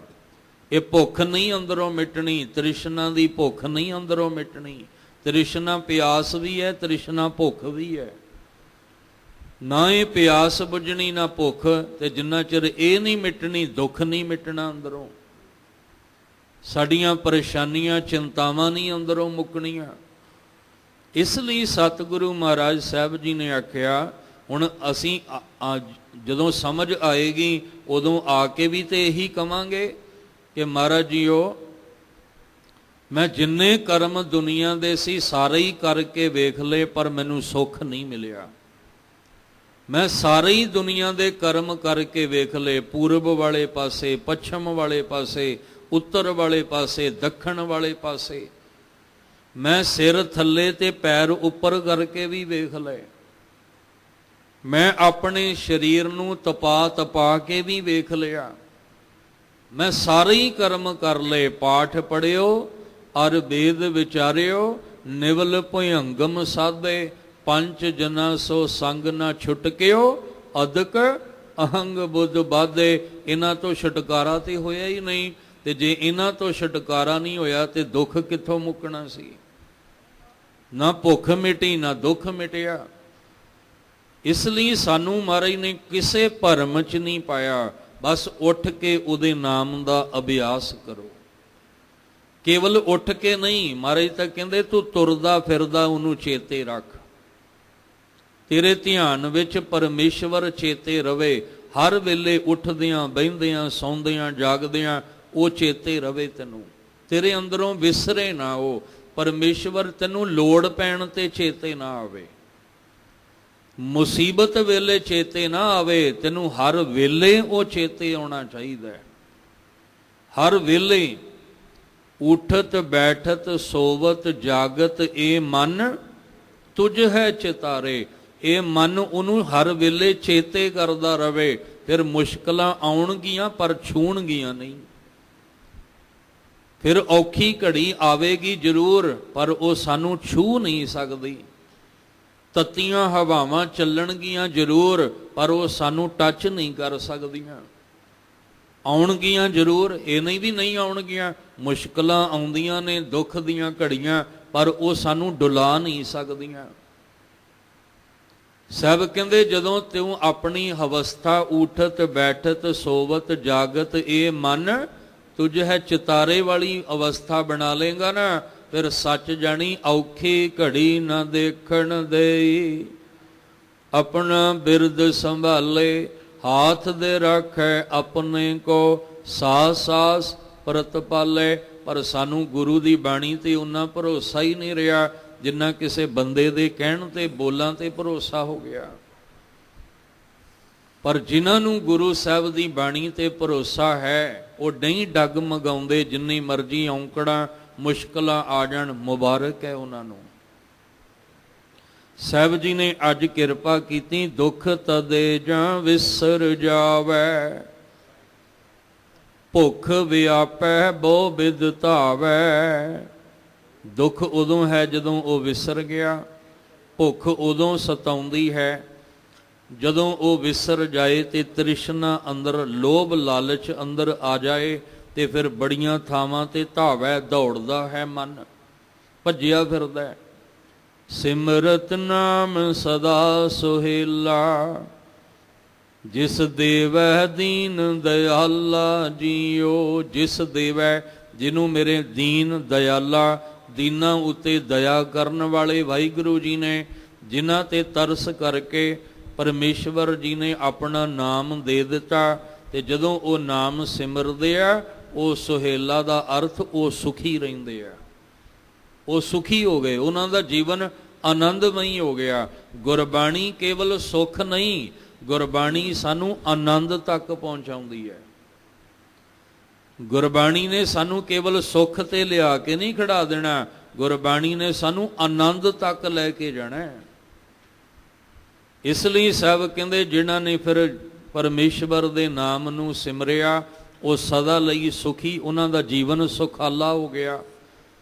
ਫਿਰ ਬੇਨਤੀ ਕਰਾਂ, ਉਹ ਤੇ ਤਤੀ ਤਵੀ ਤੇ ਬੈਠ ਕੇ ਵੀ ਸੌਖੇ ਆ, ਉਬਲਦੇ ਪਾਣੀ ਵਿੱਚ ਬੈਠ ਕੇ ਵੀ ਸੌਖੇ ਆ, ਉਹ ਤਾਂ ਆਰੇ ਨਾਲ ਤਨ ਚੀਰਿਆ ਤਾਂ ਵੀ ਸੌਖੇ ਆ। ਅਸੀਂ ਮਖਮਲੀ ਥਾਵਾਂ ਦੇ ਉੱਤੇ ਰਹਿ ਕੇ, ਮਖਮਲੀ ਜਿਹੜੇ ਨੇ ਜੀਵਨ, ਸਾਡਾ ਜੀਵਨ ਹੈ, ਪਰ ਫਿਰ ਵੀ ਔਖੇ ਆ। ਵਧੀਆ ਖਾਣਾ, ਵਧੀਆ ਪਹਿਨਣਾ, ਵਧੀਆ ਘਰਾਂ ਦੇ ਵਿੱਚ ਰਹਿਣਾ, ਫਿਰ ਵੀ ਔਖੇ ਆ। ਪਰ ਜਿਨ੍ਹਾਂ ਦੇ ਸਿਰ ਤੇ ਆਰਾ ਚੱਲਦਾ, ਉਹ ਫਿਰ ਵੀ ਸੌਖੇ ਆ। ਇੱਕੋ ਹੀ ਕਾਰਨ ਹੈ ਕਿ ਇੱਕ ਕੋਲ ਨਿਤਨੇਮ ਹੈ ਤੇ ਇੱਕ ਕੋਲ ਨਹੀਂ ਹੈ, ਇੱਕ ਕੋਲ ਨਾਮ ਦਾ ਅਭਿਆਸ ਹੈ ਤੇ ਇੱਕ ਕੋਲ ਨਹੀਂ ਹੈ। ਸਾਹਿਬ ਜੀ ਕਹਿੰਦੇ, ਜਿਨ੍ਹਾਂ ਨੇ ਸਿਮਰਿਆ, ਜਿਨ੍ਹਾਂ ਉੱਤੇ ਦੀਨਾਂ ਉੱਤੇ ਮਾਲਕ ਨੇ ਦਇਆਵਾਨ ਹੋ ਕੇ ਦਇਆ ਕੀਤੀ, ਉਹ ਨਾਮ ਸਿਮਰਨ ਵਾਲੇ ਦੇ ਜੀਵਨ ਸੁਖਾਲੇ ਹੁੰਦੇ ਹਨ। ਸਤਿਗੁਰ ਮੇਰਾ ਵੱਡ ਸਮਰਥਾ, ਜੀਅ ਸੰਭਾਲੀ ਤਾਂ ਸਭ ਦੁੱਖ ਲੱਥਾ। ਚਿੰਤਾ ਰੋਗ ਗਈ ਹਉ ਪੀੜਾ, ਆਪ ਕਰੇ ਪ੍ਰਤਪਾਲਾ ਜੀਓ। ਦੀਨਾਂ ਉੱਤੇ ਦਇਆ ਜਦੋਂ ਮਾਲਕ ਨੇ ਕਰਨੀ, ਉਹ ਕਿਵੇਂ ਕਰਨੀ ਹੈ? ਉਹ ਸਤਿਗੁਰੂ ਦੇ ਰਾਹੀਂ ਕਰਨੀ ਹੈ। ਇਸ ਲਈ ਸਤਿਗੁਰ ਮੇਰਾ ਵੱਡ ਸਮਰੱਥਾ, ਬੜੀ ਵੱਡੀ ਸਮਰੱਥਾ ਵਾਲਾ ਹੈ ਸਤਿਗੁਰੂ ਸੱਚਾ ਪਾਤਸ਼ਾਹ, ਬੜੀ ਵੱਡੀ ਸਮਰੱਥਾ ਦਾ ਮਾਲਕ ਹੈ। ਸਮਰੱਥਾ ਮੈਨੇ ਬੜੀ ਵੱਡੀ ਤਾਕਤ ਦਾ ਮਾਲਕ ਹੈ। ਜੋ ਸਤ ਨਾਲ ਜੁੜਿਆ ਹੋਇਆ ਗੁਰੂ ਸਤਿਗੁਰ ਹੈ। ਸਤਿਗੁਰ ਮੇਰਾ ਵੱਡ ਸਮਰੱਥਾ। ਹੁਣ ਇੱਥੇ ਵੀ ਸਮਝ ਕੇ ਚੱਲੀਏ, ਪਹਿਲੀ ਗੱਲ ਤੇ ਸਾਨੂੰ ਹਜੇ ਇਹ ਹੀ ਨਹੀਂ ਪਤਾ ਲੱਗਾ ਮੇਰਾ ਸਤਿਗੁਰੂ ਕਿੰਨੀ ਕੁ ਤਾਕਤ ਦਾ ਮਾਲਕ ਹੈ। ਜੇ ਹਰ ਇੱਕ ਨੂੰ ਪਤਾ ਲੱਗ ਜਾਏ, ਫਿਰ ਸਾਨੂੰ ਕਿਸੇ ਦੂਜੀ ਤੀਜੀ ਚੌਥੀ ਥਾਂ ਤੇ ਭਟਕਣਾ ਨਾ ਪਵੇ। ਹਜੇ ਨਹੀਂ ਸਮਝ ਆ ਰਹੀ ਕਿ ਮੇਰਾ ਸਤਿਗੁਰੂ ਕਿੰਨੀ ਵੱਡੀ ਸਮਰੱਥਾ ਦਾ ਮਾਲਕ ਹੈ। ਹਜੇ ਸਾਨੂੰ ਇਹ ਹੀ ਨਹੀਂ ਸਮਝ ਆਈ ਕਿ ਗੁਰੂ ਨਾਨਕ ਸਾਹਿਬ ਕੌਣ ਨੇ, ਜਿਨ੍ਹਾਂ ਦੇ ਅੱਗੇ ਬਗਦਾਦ ਝੁਕ ਗਿਆ, ਮੁਲਤਾਨ ਝੁਕ ਗਿਆ। ਤੇ ਬਗਦਾਦ ਕੀ ਹੈ? ਪੀਰਾਂ ਦਾ ਗੜ੍ਹ ਹੈ। ਮੁਲਤਾਨ ਕੀ ਹੈ? ਪੀਰਾਂ ਦਾ ਗੜ੍ਹ ਹੈ। ਜਿੰਨੇ ਵੀ ਉੱਥੇ ਪੀਰ ਰਹਿੰਦੇ ਆ, ਉਹ ਝੁਕ ਗਏ ਗੁਰੂ ਨਾਨਕ ਜੀ ਅੱਗੇ। ਬਗਦਾਦ ਦੇ ਪੀਰ ਝੁਕ ਗਏ ਔਰ ਇੱਕੋ ਗੱਲ ਆਖੀ, ਧੰਨ ਨਾਨਕ ਤੇਰੀ ਵੱਡੀ ਕਮਾਈ। ਐਡੇ ਵੱਡੇ ਪੀਰ ਜਿਹੜੇ ਅਖਾਉਣ ਵਾਲੇ, ਉਹ ਝੁਕ ਗਏ। ਜਾਹਰ ਪੀਰ ਜਗਤ ਗੁਰੂ ਬਾਬੇ ਅੱਗੇ ਝੁਕ ਗਏ। ਤੇ ਅਸੀਂ ਉਸੇ ਹੀ ਪੀਰ ਨਾਲ ਜੁੜ ਕੇ ਹੋਰ ਪੀਰ ਮਨਾਉਣ ਤੁਰ ਪਏ। ਸਾਨੂੰ ਹੋਰ ਹੋਰ ਪੀਰ ਦਾ ਡਰ ਸਤਾਉਣ ਲੱਗ ਗਿਆ। ਜੇ ਫਲਾਣੇ ਪੀਰ ਨੂੰ ਦੇ ਨਾ ਗਏ ਤੇ ਪਤਾ ਨਹੀਂ ਕੀ ਕਰ ਦੇਗਾ। ਜੇ ਘਰ ਵਿੱਚ ਕੋਈ ਗੱਲਬਾਤ ਹੋ ਗਈ ਤੇ ਘਰਦਿਆਂ ਨੇ ਡਰ ਪਾਤਾ, ਹਾਂ ਤੂੰ ਫਲਾਣੇ ਹੁਣ ਪੀਰ ਦੇ ਜਾਂਦਾ ਨਹੀਂ ਤਾਂ ਤੇਰੇ ਨਾਲ ਇਦਾਂ ਹੁੰਦਾ ਹੈ। ਤੂੰ ਫਲਾਣੇ ਪੀਰ ਦੇ ਜਾਣਾ ਛੱਡ ਦਿੱਤਾ, ਉਹਨੇ ਤੇਰੇ ਨਾਲ ਇਦਾਂ ਕਰ ਦਿੱਤਾ। ਪਰ ਕਦੇ ਇਹ ਵੀ ਸੁਣਿਆ ਕਿ ਤੂੰ ਗੁਰੂ ਗ੍ਰੰਥ ਸਾਹਿਬ ਜੀ ਕੋਲ ਨਹੀਂ ਜਾਂਦਾ ਤੇ ਗੁਰੂ ਗ੍ਰੰਥ ਸਾਹਿਬ ਨੇ ਤੇਰੇ ਨਾਲ ਇਦਾਂ ਕੀਤਾ? ਨਹੀਂ।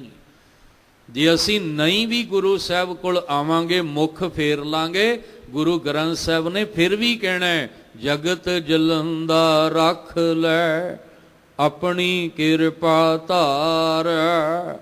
ਜੇ ਅਸੀਂ ਗੁਰੂ ਸਾਹਿਬ ਤੋਂ ਮੁੱਖ ਫੇਰ ਕੇ ਕਿਸੇ ਹੋਰ ਥਾਂ ਚਲੇ ਜਾਵਾਂਗੇ, ਅਰਦਾਸ ਵਿੱਚ ਫਿਰ ਵੀ ਕਹਿਣਾ ਕਿ ਗੁਰੂ ਕੇ ਸਿੱਖਾ ਤੂੰ ਅਰਦਾਸ ਕਰ, ਨਾਨਕ ਨਾਮ ਚੜ੍ਹਦੀ ਕਲਾ ਤੇਰੇ ਭਾਣੇ ਸਰਬੱਤ ਦਾ ਭਲਾ। ਪਰ ਸਾਨੂੰ ਡਰਾਇਆ ਗਿਆ ਵੀ ਤੂੰ ਫਲਾਣੇ ਦੇ ਹੁਣ ਜਾਂਦਾ ਨਹੀਂ, ਉਹਨੇ ਤੇਰੇ ਨਾਲ ਇਦਾਂ ਕਰ ਦਿੱਤਾ। ਅਸੀਂ ਵੀ ਡਰ ਗਏ। ਅਸੀਂ ਆਖਿਆ ਨਹੀਂ, ਫਲਾਣੇ ਪੀਰ ਦੇ ਜਾ ਕੇ ਆਹ ਕੁਝ ਕਰ ਚੜਾ ਕੇ ਆਉਣਾ ਹੈ। ਪਰ ਐਡਾ ਵੱਡਾ ਪੀਰ ਬੈਠਾ ਸੀ ਜਿਉਂਦਾ ਜਾਗਦਾ, ਉਹ ਸਾਨੂੰ ਸਮਝ ਹੀ ਨਹੀਂ ਆਇਆ। ਜਿਉਂਦਾ ਜਾਗਦਾ ਨਾ, ਰੋਜ਼ ਹੁਕਮ ਸੁਣਾ। ਹੁਣ ਜੇ ਜਾਗਦੇ ਆ ਤਾਂ ਹੀ ਉਹਨਾਂ ਦੇ ਬੋਲ ਸੁਣ ਰਹੇ ਆਪਾਂ। ਹੁਕਮ ਅੱਜ ਜੇ ਬੋਲ ਕੇ ਸੁਣਾਇਆ ਤਾਂ ਹੀ ਬੋਰਡ ਉੱਤੇ ਪੜ੍ਹ ਕੇ ਆਏ ਆ।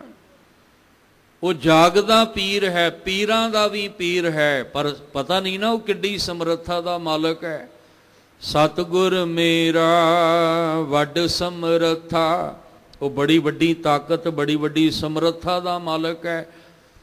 ਤੇ ਜਦੋਂ ਮੇਰਾ ਸਤਿਗੁਰੂ ਮੈਨੂੰ ਨਾਮ ਦੀ ਦਾਤ ਦਿੰਦਾ ਨਾ, ਫਿਰ ਜੀ ਸੰਭਾਲੀ। ਜੀ ਕਿੱਥੇ ਆ? ਹਿਰਦਾ। ਕਹਿੰਦੇ ਫਿਰ ਜਦੋਂ ਹਿਰਦੇ ਵਿੱਚ ਮੈਂ ਸੰਭਾਲਿਆ ਤਾਂ ਸਭ ਦੁੱਖ ਲੱਥਾ, ਸਾਰੇ ਦੁੱਖ ਲੱਥ ਗਏ। ਫਿਰ ਸਮਝ ਲੈਣਾ, ਨਿਉਲੀ ਕਰਮ ਕਰਕੇ ਜਿਹੜਾ ਦੁੱਖ ਨਹੀਂ ਸੀ ਲੱਥਾ, ਤੀਰਥਾਂ ਤੇ ਇਸ਼ਨਾਨ ਕਰਕੇ ਜਿਹੜਾ ਦੁੱਖ ਨਹੀਂ ਸੀ ਲੱਥਾ, ਤਰ੍ਹਾਂ ਤਰ੍ਹਾਂ ਦੇ ਵਰਤ ਰੱਖ ਕੇ ਨਹੀਂ ਸੀ ਦੁੱਖ ਲੱਥਾ, ਉਹ ਦੁੱਖ ਜਦੋਂ ਸਤਿਗੁਰੂ ਨੇ ਨਾਮ ਦੀ ਦਾਤ ਦਿੱਤੀ, ਉਹ ਨਾਮ ਨੂੰ ਜਦੋਂ ਜੀ ਸੰਭਾਲੀ, ਜਦੋਂ ਮੈਂ ਆਪਣੇ ਹਿਰਦੇ 'ਚ ਉਹਨੂੰ ਸੰਭਾਲਿਆ ਤਾਂ ਸਭ ਦੁੱਖ ਲੱਥਾ। ਜਿੰਨੇ ਵੀ ਦੁੱਖ ਸੀ ਸਾਰੇ ਦੇ ਸਾਰੀ ਮੇਰੀ ਜ਼ਿੰਦਗੀ ਤੋਂ ਲੱਥ ਗਏ, ਸਾਰੇ ਦੁੱਖ ਦੂਰ ਹੋ ਗਏ। ਗੁਰ ਸੇਵਾ ਤੇ ਸੁਖ ਉਪਜੈ, ਫਿਰ ਦੁੱਖ ਨ ਲੱਗੈ ਆਏ, ਜੰਮਣ ਮਰਨਾ ਮਿਟ ਗਿਆ ਕਾਲੇ ਕਾ ਕਿਛ ਨ ਬਸਾਏ। ਉੱਥੇ ਕਾਲ ਦਾ ਵਸ ਵੀ ਨਹੀਂ ਚੱਲਦਾ, ਕਾਲ ਦਾ ਵੀ ਜ਼ੋਰ ਉੱਥੇ ਨਹੀਂ ਚੱਲਦਾ। ਜਿਨ੍ਹਾਂ ਨੇ ਸਤਿਗੁਰੂ ਦੇ ਦਰ ਤੇ ਸੁੱਖ ਲੈ ਲਿਆ, ਉਹਨਾਂ ਦੀ ਜ਼ਿੰਦਗੀ ਦੇ ਨੇੜੇ ਦੁੱਖ ਨਹੀਂ ਆਉਂਦਾ। ਜੇ ਸ਼ਬਦ ਪੜ੍ਹਨ ਤੇ ਸੁਣਨ ਦੀ ਅੰਦਰ ਚਾਹਤ ਰੱਖਦੇ ਆ ਤੇ ਉਹਨੂੰ ਕਮਾਉਣ ਤੇ ਉਹਦੇ ਤੇ ਭਰੋਸਾ ਵੀ ਰੱਖਿਆ ਕਰੋ। ਇੱਕ ਦਿਨ ਬੇਨਤੀ ਕੀਤੀ ਸੀ ਕਿ ਸਾਡੇ ਗੁਰਬਾਣੀ ਤੇ ਭਰੋਸਾ ਰੱਖਣ ਵਾਲੇ ਬਜ਼ੁਰਗ, ਜਦੋਂ ਕਿਤੇ ਰਾਤ ਨੂੰ ਸੁੱਤੇ ਪਿਆ ਬੱਚਾ ਉੱਠ ਕੇ ਰੋਣ ਲੱਗ ਜਾਏ ਤੇ ਉਹ ਕਹਿੰਦੇ, ਉਸ ਵੇਲੇ ਉਹਦੇ ਸਿਰ ਤੇ ਹੱਥ ਫੇਰ ਕੇ ਕਹਿੰਦੇ ਸੀ, ਤਾਤੀ ਵਾਓ ਨਾ ਲੱਗਈ ਪਾਰ ਬ੍ਰਹਮ ਸ਼ਰਨਾਈ, ਚੌਗਿਰਦ ਹਮਾਰੇ ਰਾਮਕਾਰ ਦੁੱਖ ਲੱਗੇ ਨਾ ਭਾਈ, ਸਤਿਗੁਰ ਪੂਰਾ ਭੇਟਿਆ ਜਿਨ ਬਣਤ ਬਣਾਈ। ਉਹ ਬੱਚਾ ਸੌਂ ਜਾਂਦਾ ਸੀ ਤੇ ਹੁਣ ਬੱਚਾ ਰਾਤ ਨੂੰ ਕਿਤੇ ਉੱਠਿਆ ਰੋਣ ਲੱਗ ਗਿਆ ਤੇ ਮਾਂ ਨੂੰ ਚਿੰਤਾ ਪੈ ਗਈ ਵੀ ਇਹਦੇ ਤੇ ਕੋਈ ਕਸਰ ਹੋ ਗਈ, ਕੋਈ ਕਿਸੇ ਦੀ ਬੁਰੀ ਨਜ਼ਰ ਲੱਗ ਗਈ, ਸਵੇਰੇ ਝਾੜਾ ਕਰਵਾ ਕੇ ਲਿਆਉਣਾ। ਹੁਣ ਸ਼ਬਦ ਤੇ ਭਰੋਸਾ ਨਹੀਂ ਰਿਹਾ, ਸਾਨੂੰ ਬਾਣੀ ਤੇ ਭਰੋਸਾ ਨਹੀਂ ਰਿਹਾ, ਹੁਣ ਸਾਨੂੰ ਝਾੜਿਆਂ ਤੇ ਭਰੋਸਾ ਰਹਿ ਗਿਆ ਵੀ ਇਹ ਫਲਾਣੇ ਕੋਲੋਂ ਧਾਗਾ ਬਣਵਾ ਕੇ ਲਿਆਉਣਾ। ਇਹ ਰਾਤ ਨੂੰ ਉੱਠ ਕੇ ਰੋਣ ਲੱਗ ਜਾਂਦਾ ਹੈ ਕਿਉਂਕਿ ਅਸੀਂ ਆਪ ਕਮਜ਼ੋਰ ਹੋ ਗਏ, ਅਸੀਂ ਆਪ ਕੱਚੇ ਹੋ ਗਏ। ਤੇ ਜਿਹੜੇ ਆਪ ਕੱਚੇ ਹੋ ਗਏ ਉਹਨਾਂ ਨੇ ਬੱਚਿਆਂ ਨੂੰ ਪੱਕਿਆਂ ਕਿਵੇਂ ਕਰਨਾ ਸੀ, ਉਹਨਾਂ ਨੂੰ ਵੀ ਉਸ ਪਾਸੇ ਤੋਰ ਦਿੱਤਾ। ਤੇ ਫਿਰ ਨੌਜਵਾਨ ਕਹਿੰਦਾ ਮੈਂ ਝਾੜਾ ਕਰਵਾ ਕੇ ਲਿਆਉਣਾ। ਪੁੱਛਿਆ ਕਿਉਂ? ਕਹਿੰਦੇ ਮੇਰੇ ਮੰਮੀ ਜੀ ਮਾਤਾ ਜੀ ਕਰਵਾਉਂਦੇ ਹੁੰਦੇ ਸਨ। ਹੁਣ ਬੱਚਾ ਵੀ ਉਸ ਰਾਹ ਤੁਰ ਪਿਆ। ਉਹਦੇ ਅੱਗੋਂ ਜਦੋਂ ਬੱਚੇ ਆਉਣਗੇ ਉਹ ਵੀ ਉਹਨਾਂ ਨੂੰ ਉਸ ਰਾਹ ਤੋਰੇਗਾ। ਸਾਨੂੰ ਗੁਰਬਾਣੀ ਤੇ ਭਰੋਸਾ ਹੋਣਾ ਚਾਹੀਦਾ ਸੀ। ਇਹ ਗੁਰਬਾਣੀ ਕੀ ਹੈ? ਪਰਮੇਸ਼ਰ ਦਿੱਤਾ ਬੰਨਾ, ਦੁੱਖ ਰੋਗ ਕਾ ਡੇਰਾ, ਭੰਨਾ ਆਨੰਦ ਕਰੇ ਨਰ ਨਾਰੀ, ਹਰ ਹਰ ਪ੍ਰਭ ਕਿਰਪਾ ਧਾਰੀ, ਸੰਤੋ ਸੁਖ ਹੋਵਾ ਸਭ ਥਾਈ। ਸਭ ਥਾਂ ਤੇ ਤੁਹਾਨੂੰ ਗੁਰਮੁਖੋ ਸੁੱਖ ਮਿਲੇਗਾ। ਇਹ ਦੁੱਖ ਰੋਗ ਕੱਟਣ ਵਾਲੀ ਬਾਣੀ ਸਾਨੂੰ ਦਿੱਤੀ ਹੈ। ਜਿਹੜੇ ਮਨ ਵਿੱਚ ਦੁੱਖ, ਮਨ 'ਚ ਰੋਗ ਲੱਗੇ ਹੋਏ ਆ। ਸਾਹਿਬ ਜੀ ਨੇ ਆਖਿਆ ਸਤਿਗੁਰ ਮੇਰਾ ਵੱਡ ਸਮਰੱਥਾ, ਜੀ ਸੰਭਾਲੀ ਤਾਂ ਸਭ ਦੁੱਖ ਲੱਥਾ। ਸਾਰੇ ਦੁੱਖ ਲੱਥ ਗਏ। ਚਿੰਤਾ, ਰੋਗ ਗਈ, ਹਉ ਪੀੜਾ, ਹਉ ਮਨੇ ਮੈਂ, ਮੇਰੇ ਵਿੱਚੋਂ ਚਿੰਤਾ ਵੀ ਚਲੀ ਗਈ, ਚਿੰਤਾ ਦਾ ਰੋਗ ਬਿਮਾਰੀ ਵੀ ਚਲੀ ਗਈ, ਔਰ ਜਿਹੜੀ ਪੀੜਾ ਸਤਾਉਂਦੀ ਸੀ ਉਹ ਵੀ ਚਲੀ ਗਈ। ਕਿਵੇਂ? ਕਹਿੰਦੇ ਸਤਿਗੁਰੂ ਨੇ ਜਿਹੜੀ ਨਾਮ ਦੀ ਦਾਤ ਦਿੱਤੀ, ਮੈਂ ਉਹਨੂੰ ਹਿਰਦੇ ਵਿੱਚ ਸੰਭਾਲਿਆ, ਤੇ ਜਦੋਂ ਹੀ ਹਿਰਦੇ 'ਚ ਸੰਭਾਲਿਆ, ਆਪ ਕਰੇ ਪ੍ਰਤਪਾਲਾ ਜੀਓ। ਉਹ ਅਕਾਲ ਪੁਰਖ ਵਾਹਿਗੁਰੂ ਨੇ ਮੇਰੀ ਆਪ ਪਾਲਣਾ ਕੀਤੀ, ਤੇ ਜਦੋਂ ਮੇਰੀ ਆਪ ਉਹਨੇ ਪ੍ਰਤਪਾਲਕ ਨੇ ਪਾਲਣਾ ਕੀਤੀ, ਮੇਰੀ ਚਿੰਤਾ, ਮੇਰਾ ਰੋਗ ਸਭ ਅੰਦਰੋਂ ਚਲਾ ਗਿਆ। ਹੁਣ ਮੈਨੂੰ ਕੋਈ ਚਿੰਤਾ ਸਤਾਉਂਦੀ ਹੋਈ ਨਹੀਂ। ਜੇ ਹੁਣ ਮੈਨੂੰ ਭਰੋਸਾ ਹੈ ਕਿ ਮੇਰਾ ਮਾਲਕ ਮੇਰੇ ਨਾਲ ਹੈ, ਜਾਂ ਤੂੰ ਮੇਰੇ ਵੱਲ ਹੈ ਤਾਂ ਕਿਆ ਮੋਹ ਛੰਦਾ, ਤੂੰ ਸਭ ਕੁਝ ਮੈਨੂੰ ਸੌਂਪਿਆ, ਜਾਂ ਤੇਰਾ ਬੰਦਾ ਲਖਮੀ ਟੋਟ ਨਾ ਆਵਈ ਖਾਏ ਖਰਚ ਰਹੰਦਾ। ਹੁਣ ਮੈਨੂੰ ਚਿੰਤਾ ਦੀ ਕੀ ਲੋੜ ਹੈ? ਇਸ ਲਈ ਸਤਿਗੁਰੂ ਬੜੀ ਤਾਕਤ ਦਾ ਮਾਲਕ ਹੈ, ਜਿਨ੍ਹਾਂ ਨੇ ਤੁਰੁੱਠ ਕੇ ਨਾਮ ਦਿੱਤਾ ਤੇ ਹਿਰਦੇ 'ਚ ਵਸਿਆ, ਤੇ ਦੁੱਖ ਵੀ ਗਿਆ, ਚਿੰਤਾ ਵੀ ਗਈ, ਰੋਗ ਵੀ ਗਿਆ, ਪੀੜਾ ਵੀ ਗਈ। ਹੁਣ ਉਹ ਪਾਲਣਹਾਰ ਵਾਹਿਗੁਰੂ ਜੀ ਆਪ ਪਾਲਣਾ ਕਰਦੇ ਹਨ। ਬਾਰਕ ਵਾਂਗੀ ਹਉ ਸਭ ਕਿਛ ਮੰਗਾ, ਦਿੰਦੇ ਟੋਟ ਨਾਹੀ ਪ੍ਰਭ ਰੰਗਾ। ਪੈਰੀ ਪੈ ਪੈ ਬਹੁਤ ਮਨਾਈ, ਦੀਨ ਦਇਆਲ ਗੋਪਾਲਾ ਜੀਓ। ਪੁੱਛਿਆ ਸਾਨੂੰ ਵੀ ਕੋਈ ਜੁਗਤੀ ਦੱਸੋ, ਕੀ ਕਰੀਏ? ਮਹਾਰਾਜ ਕਹਿੰਦੇ ਪਹਿਲਾਂ ਤਾਂ ਆਪਣੀ ਬੁੱਧ ਨੂੰ ਬਾਰਿਕ ਦੀ ਤਰ੍ਹਾਂ ਬਣਾਓ। ਇਹਦੇ 'ਚ ਸਿਆਣਪ ਭਰੀ ਪਈ ਹੈ, ਇਹਦੇ 'ਚ ਚਤੁਰਾਈ ਭਰੀ ਪਈ ਹੈ, ਇਹਦੇ 'ਚ ਚਲਾਕੀਆਂ ਭਰੀਆਂ ਪਈਆਂ ਨੇ। ਅਸੀਂ ਅੰਦਰੋਂ ਚਲਾਕੀ ਨਾਲ, ਸਿਆਣਪ ਨਾਲ, ਚਤੁਰਾਈ ਨਾਲ ਭਰੇ ਪਏ ਆ। ਤੇ ਗੁਰੂ ਨਾਨਕ ਸਾਹਿਬ ਜੀ ਨੇ ਜਪਜੀ ਸਾਹਿਬ ਦੀ ਪਹਿਲੀ ਪੌੜੀ ਵਿੱਚ ਹੀ ਸਿਆਣਪਾਂ ਰੱਦ ਕਰ ਦਿੱਤੀਆਂ। ਮਹਾਰਾਜ ਕਹਿੰਦੇ ਜਿਵੇਂ ਤੁਸੀਂ ਪਾਉਣਾ ਚਾਹੁੰਦੇ ਹੋ ਸੁੱਖ, ਐਵੇਂ ਨਹੀਂ ਮਿਲਣਾ। ਅਸੀਂ ਪਾਉਣਾ ਚਾਹੁੰਦੇ ਹਾਂ ਭੁੱਖੇ ਰਹਿ ਕੇ, ਅਸੀਂ ਪਾਉਣਾ ਚਾਹੁੰਦੇ ਹਾਂ ਮੌਨ ਧਾਰ ਕੇ, ਅਸੀਂ ਚਾਹੁੰਦੇ ਹਾਂ ਬਾਹਰੋਂ ਸੁੱਚੇ ਹੋ ਕੇ। ਇਸ ਤਰ੍ਹਾਂ ਨਹੀਂ ਗੱਲ ਬਣਨੀ। ਸਾਨੂੰ ਆਪਣੀ ਬੁੱਧ ਬਾਰਕ ਬੱਚੇ ਦੀ ਤਰ੍ਹਾਂ ਬਣਾਉਣੀ ਪੈਣੀ ਹੈ, ਜਿਹਨੂੰ ਨਾ ਚੰਗੇ ਦਾ ਪਤਾ ਹੈ, ਨਾ ਮਾੜੇ ਦਾ ਪਤਾ ਹੈ, ਨਾ ਅੱਗ ਦਾ ਪਤਾ ਹੈ, ਨਾ ਪਾਣੀ ਦਾ ਪਤਾ ਹੈ। ਜਾਂ ਇੱਦਾਂ ਕਹਿ ਲਓ ਕਿ ਬੱਚਾ ਅੰਦਰੋਂ ਬਿਲਕੁਲ ਵਾਸ਼ ਹੁੰਦਾ ਹੈ। ਬੱਚੇ ਨੂੰ ਕੀ ਪਤਾ ਝੂਠ ਕੀ ਹੁੰਦਾ ਹੈ, ਬੱਚੇ ਨੂੰ ਕੀ ਪਤਾ ਜ਼ਹਿਰ ਕੀ ਦਾ ਸਵਾਦ ਕੀ ਹੁੰਦਾ ਹੈ, ਬੱਚੇ ਨੂੰ ਕੀ ਪਤਾ ਆ ਦੁਨੀਆ ਦੇ ਵਿੱਚ ਕੀ ਕੁਛ ਹੁੰਦਾ ਹੈ। ਉਹ ਜਿਵੇਂ ਜਿਵੇਂ ਵਿਚਰਦਾ ਤਿਵੇਂ ਤਿਵੇਂ ਪਤਾ ਲੱਗਦਾ ਹੈ, ਜਿਵੇਂ ਜਿਵੇਂ ਪਤਾ ਲੱਗਦਾ ਤਿਵੇਂ ਤਿਵੇਂ ਚਲਾਕੀਆਂ ਕਰਨੀਆਂ ਸਿੱਖ ਲੈਂਦਾ ਹੈ, ਤਿਵੇਂ ਤਿਵੇਂ ਚਤੁਰਾਈਆਂ ਕਰਨੀਆਂ ਸਿੱਖ ਲੈਂਦਾ ਹੈ।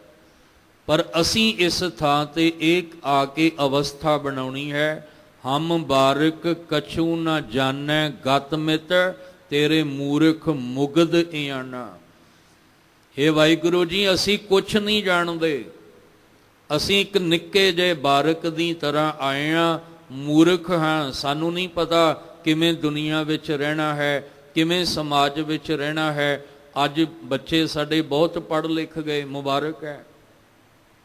ਹਾਈ ਸੁਸਾਇਟੀ ਦੇ ਵਿੱਚ ਉੱਠਣਾ ਬੈਠਣਾ ਹੋ ਗਿਆ, ਮੁਬਾਰਕ ਹੈ। ਹਰ ਮਾਂ-ਬਾਪ ਨੂੰ ਖੁਸ਼ੀ ਹੁੰਦੀ ਹੈ, ਪਰ ਇੰਨਾ ਵੀ ਉੱਚਾ ਨਾ ਹੋ ਜਾਈਏ ਕਿ ਮਾਂ-ਬਾਪ ਨੂੰ ਸਿਖਾਉਣ ਲੱਗ ਜਾਈਏ ਵੀ ਤੁਹਾਨੂੰ ਰਹਿਣਾ ਨਹੀਂ ਆਉਂਦਾ, ਤੁਹਾਨੂੰ ਜਿਹੜਾ ਉੱਠਣਾ ਬੈਠਣਾ ਨਹੀਂ ਆਉਂਦਾ, ਤੁਹਾਨੂੰ ਕੱਪੜੇ ਪਾਉਣ ਦਾ ਚੱਜ ਨਹੀਂ, ਖਾਣ ਦਾ ਚੱਜ ਨਹੀਂ।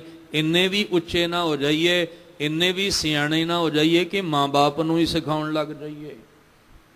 ਕਿਉਂਕਿ ਸਿਖਾਇਆ ਤੇ ਮਾਂ-ਬਾਪ ਨਹੀਂ ਹੈ ਨਾ। ਜੇ ਅੱਜ ਆਪਾਂ ਹਾਈ ਸੁਸਾਇਟੀ 'ਚ ਬੈਠ ਗਏ ਹਾਂ ਤੇ ਪਹਿਲਾਂ ਬੈਠਣਾ, ਉੱਠਣਾ, ਬੋਲਣਾ, ਖਾਣਾ ਇਹ ਸਿਖਾਇਆ ਤੇ ਮਾਂ-ਬਾਪ ਨਹੀਂ ਹੈ। ਇਸ ਲਈ ਅਸੀਂ ਸਤਿਗੁਰੂ ਜੀ ਦੇ ਦਰ ਤੇ ਆ ਕੇ ਇਹ ਨਾ ਦੱਸਣ ਲੱਗ ਜਾਈਏ ਵੀ ਮੈਂ ਇੰਨੇ ਵਜੇ ਉੱਠਦਾ, ਮੈਂ ਇੰਨਾ ਨਿਤਨੇਮ ਕਰਦਾ, ਇੰਨਾ ਪਾਠ ਕਰਦਾ, ਇੰਨੀ ਸੇਵਾ ਕਰਦਾ। ਨਹੀਂ, ਇੱਥੇ ਤਾਂ ਖਾਲੀ ਹੋ ਕੇ ਆਉਣਾ ਪੈਣਾ ਹੈ। ਇੱਥੇ ਆ ਕੇ ਤਾਂ ਬੜੀ ਵਾਰ ਬੇਨਤੀ ਕੀਤੀ, ਕਰਦੇ ਰਹਿਣਾ ਹੈ। ਕਿ ਜਿੰਨੀ ਵਾਰ ਵੀ ਆਈਏ ਆਪਾਂ ਕੋਈ ਇੱਥੇ ਗਿਆਨ ਦਾ ਅਹੰਕਾਰ ਰੱਖ ਕੇ ਨਾ ਆਈਏ ਵੀ ਮੈਂ ਬਹੁਤ ਵੱਡਾ ਵਿਦਵਾਨ ਹਾਂ, ਗਿਆਨੀ ਹਾਂ, ਪੰਡਤ ਹਾਂ, ਜਾਂ ਮੈਂ ਬਹੁਤ ਵੱਡਾ ਦਾਨੀ ਹਾਂ, ਬੜਾ ਵੱਡਾ ਸੇਵਾਦਾਰ ਹਾਂ। ਨਹੀਂ, ਇੱਥੇ ਆ ਕੇ ਤੇ ਇੱਕੋ ਹੀ ਗੱਲ ਕਹਿਣੀ ਆ, ਗਿਆਨ ਧਿਆਨ ਕਿਛ ਕਰਮ ਨਾ ਜਾਣਾ, ਨਾਹਿਨ ਨਿਰਮਲ ਕਰਨੀ, ਸਾਧ ਸੰਗਤ ਕੈ ਅੰਚਲ ਲਾਵੋ, ਬਿਖਮ ਨਦੀ ਜਾਹੇ ਤਰਨੀ। ਤਾਂ ਇੱਥੇ ਗੱਲ ਬਣਨੀ ਹੈ। ਸਾਹਿਬ ਜੀ ਕਹਿੰਦੇ ਬਾਰਕ ਵਾਂਗੀ, ਵਾਂਗੀ ਬੱਚੇ ਦੀ ਤਰ੍ਹਾਂ, ਹਾਂ ਸਭ ਕਿਛ ਮੰਗਾ, ਮੈਂ ਮੰਗਦਾ ਮਾਲਕ ਕੋਲੋਂ। ਤੇ ਇਹ ਨਹੀਂ ਕਿ ਉਹ ਮੈਨੂੰ ਦਿੰਦਾ ਨਹੀਂ, ਉਹ ਮੈਨੂੰ ਤੁਰੁੱਠ ਕੇ ਸਭ ਕੁਝ ਦਿੰਦਾ ਹੈ। ਦਿੰਦੇ ਟੋਟ ਨਹੀਂ ਪ੍ਰਭ ਰੰਗਾ, ਦਿੰਦੇ ਤੇ ਜ਼ੋਰ ਦੇਣਾ, ਦਿੰਦੇ ਉਹ ਦਿੰਦਿਆਂ, ਟੋਟ ਨਹੀਂ ਪ੍ਰਭ ਰੰਗਾ, ਰੰਗਾ ਮੈਨੇ ਖੁਸ਼ੀਆਂ, ਉਹਦੀਆਂ ਜਿਹੜੀਆਂ ਖੁਸ਼ੀਆਂ ਨੇ ਨਾ, ਉਹ ਜਿਹੜਾ ਮੈਨੂੰ ਦਿੰਦਾ ਉਹਦੀਆਂ ਖੁਸ਼ੀਆਂ ਵਿੱਚ ਤੋਟ ਹੀ ਕੋਈ ਨਹੀਂ ਆਉਂਦੀ, ਕਮੀ ਕੋਈ ਨਹੀਂ ਆਉਂਦੀ। ਉਹ ਇੰਨੀਆਂ ਤੁਰੁੱਠ ਕੇ ਬਖਸ਼ਿਸ਼ਾਂ ਦੇ ਦਿੰਦਾ ਕਿ ਤੋਟ ਹੀ ਨਹੀਂ ਆਉਂਦੀ। ਪਰ ਆਉਣਾ ਕਿਵੇਂ ਪਏਗਾ? ਬਾਰਕ ਵਾਂਗੀ ਹਉ ਸਭ ਕੁਛ ਮੰਗਾ। ਜੇ ਅਸੀਂ ਸਿਆਣੇ ਬਣ ਕੇ, ਚਤਰਾਈ ਰੱਖ ਕੇ, ਚਲਾਕੀਆਂ ਨਾਲ ਅਸੀਂ ਆ ਕੇ ਮੰਗਾਂਗੇ ਤੇ ਉਹ ਇਆਣਾ ਨਹੀਂ ਹੈ, ਉਹ ਅਣਜਾਣ ਨਹੀਂ ਹੈ ਵੀ ਉਹਨੂੰ ਪਤਾ ਨਹੀਂ ਲੱਗੇਗਾ ਵੀ ਇਹ ਬਾਹਰੋਂ ਬੋਲ ਕੀ ਰਿਹਾ ਤੇ ਇਹਦੇ ਅੰਦਰ ਕੀ ਹੈ। ਉਹ ਜਾਣਦਾ ਹੈ। ਜਿਨ ਮਨ ਹੋਰ ਮੁਖ ਹੋਰ ਸੇ ਕਾਂਢੇ ਕੱਚਿਆ, ਇਹ ਤੇ ਕੱਚਾ ਹੈ ਜੇ ਇਹ ਚਤਰਾਈਆਂ ਚਲਾਕੀਆਂ ਨਾਲ ਮੈਨੂੰ ਵੀ ਉਲਝਾਉਣਾ ਚਾਹੁੰਦਾ ਹੈ, ਫਿਰ ਉੱਥੇ ਕੁਛ ਨਹੀਂ ਮਿਲੇਗਾ, ਉੱਥੇ ਝੋਲੀ ਖਾਲੀ ਰਹਿ ਜਾਏਗੀ। ਜੇ ਅਸੀਂ ਇਸ ਅਵਸਥਾ 'ਚ ਆਵਾਂਗੇ ਤੇ ਉਹ ਜਦੋਂ ਬਖਸ਼ਿਸ਼ਾਂ ਦੇਣਗੇ ਮਾਲਕ, ਤੋਟ ਨਹੀਂ, ਉਹਦੇ ਵਿੱਚ ਤੋਟ ਨਹੀਂ ਆਏਗੀ। ਪ੍ਰਭ ਰੰਗਾ, ਪ੍ਰਭੂ ਦੀਆਂ ਖੁਸ਼ੀਆਂ ਵਿੱਚ। ਪੈਰੀ ਪੈ ਪੈ ਬਹੁਤ ਮਨਾਈ। ਆਪ ਜੀ ਸਾਰੇ ਆਪਾਂ ਪਰਿਵਾਰਾਂ ਵਾਲੇ ਆ।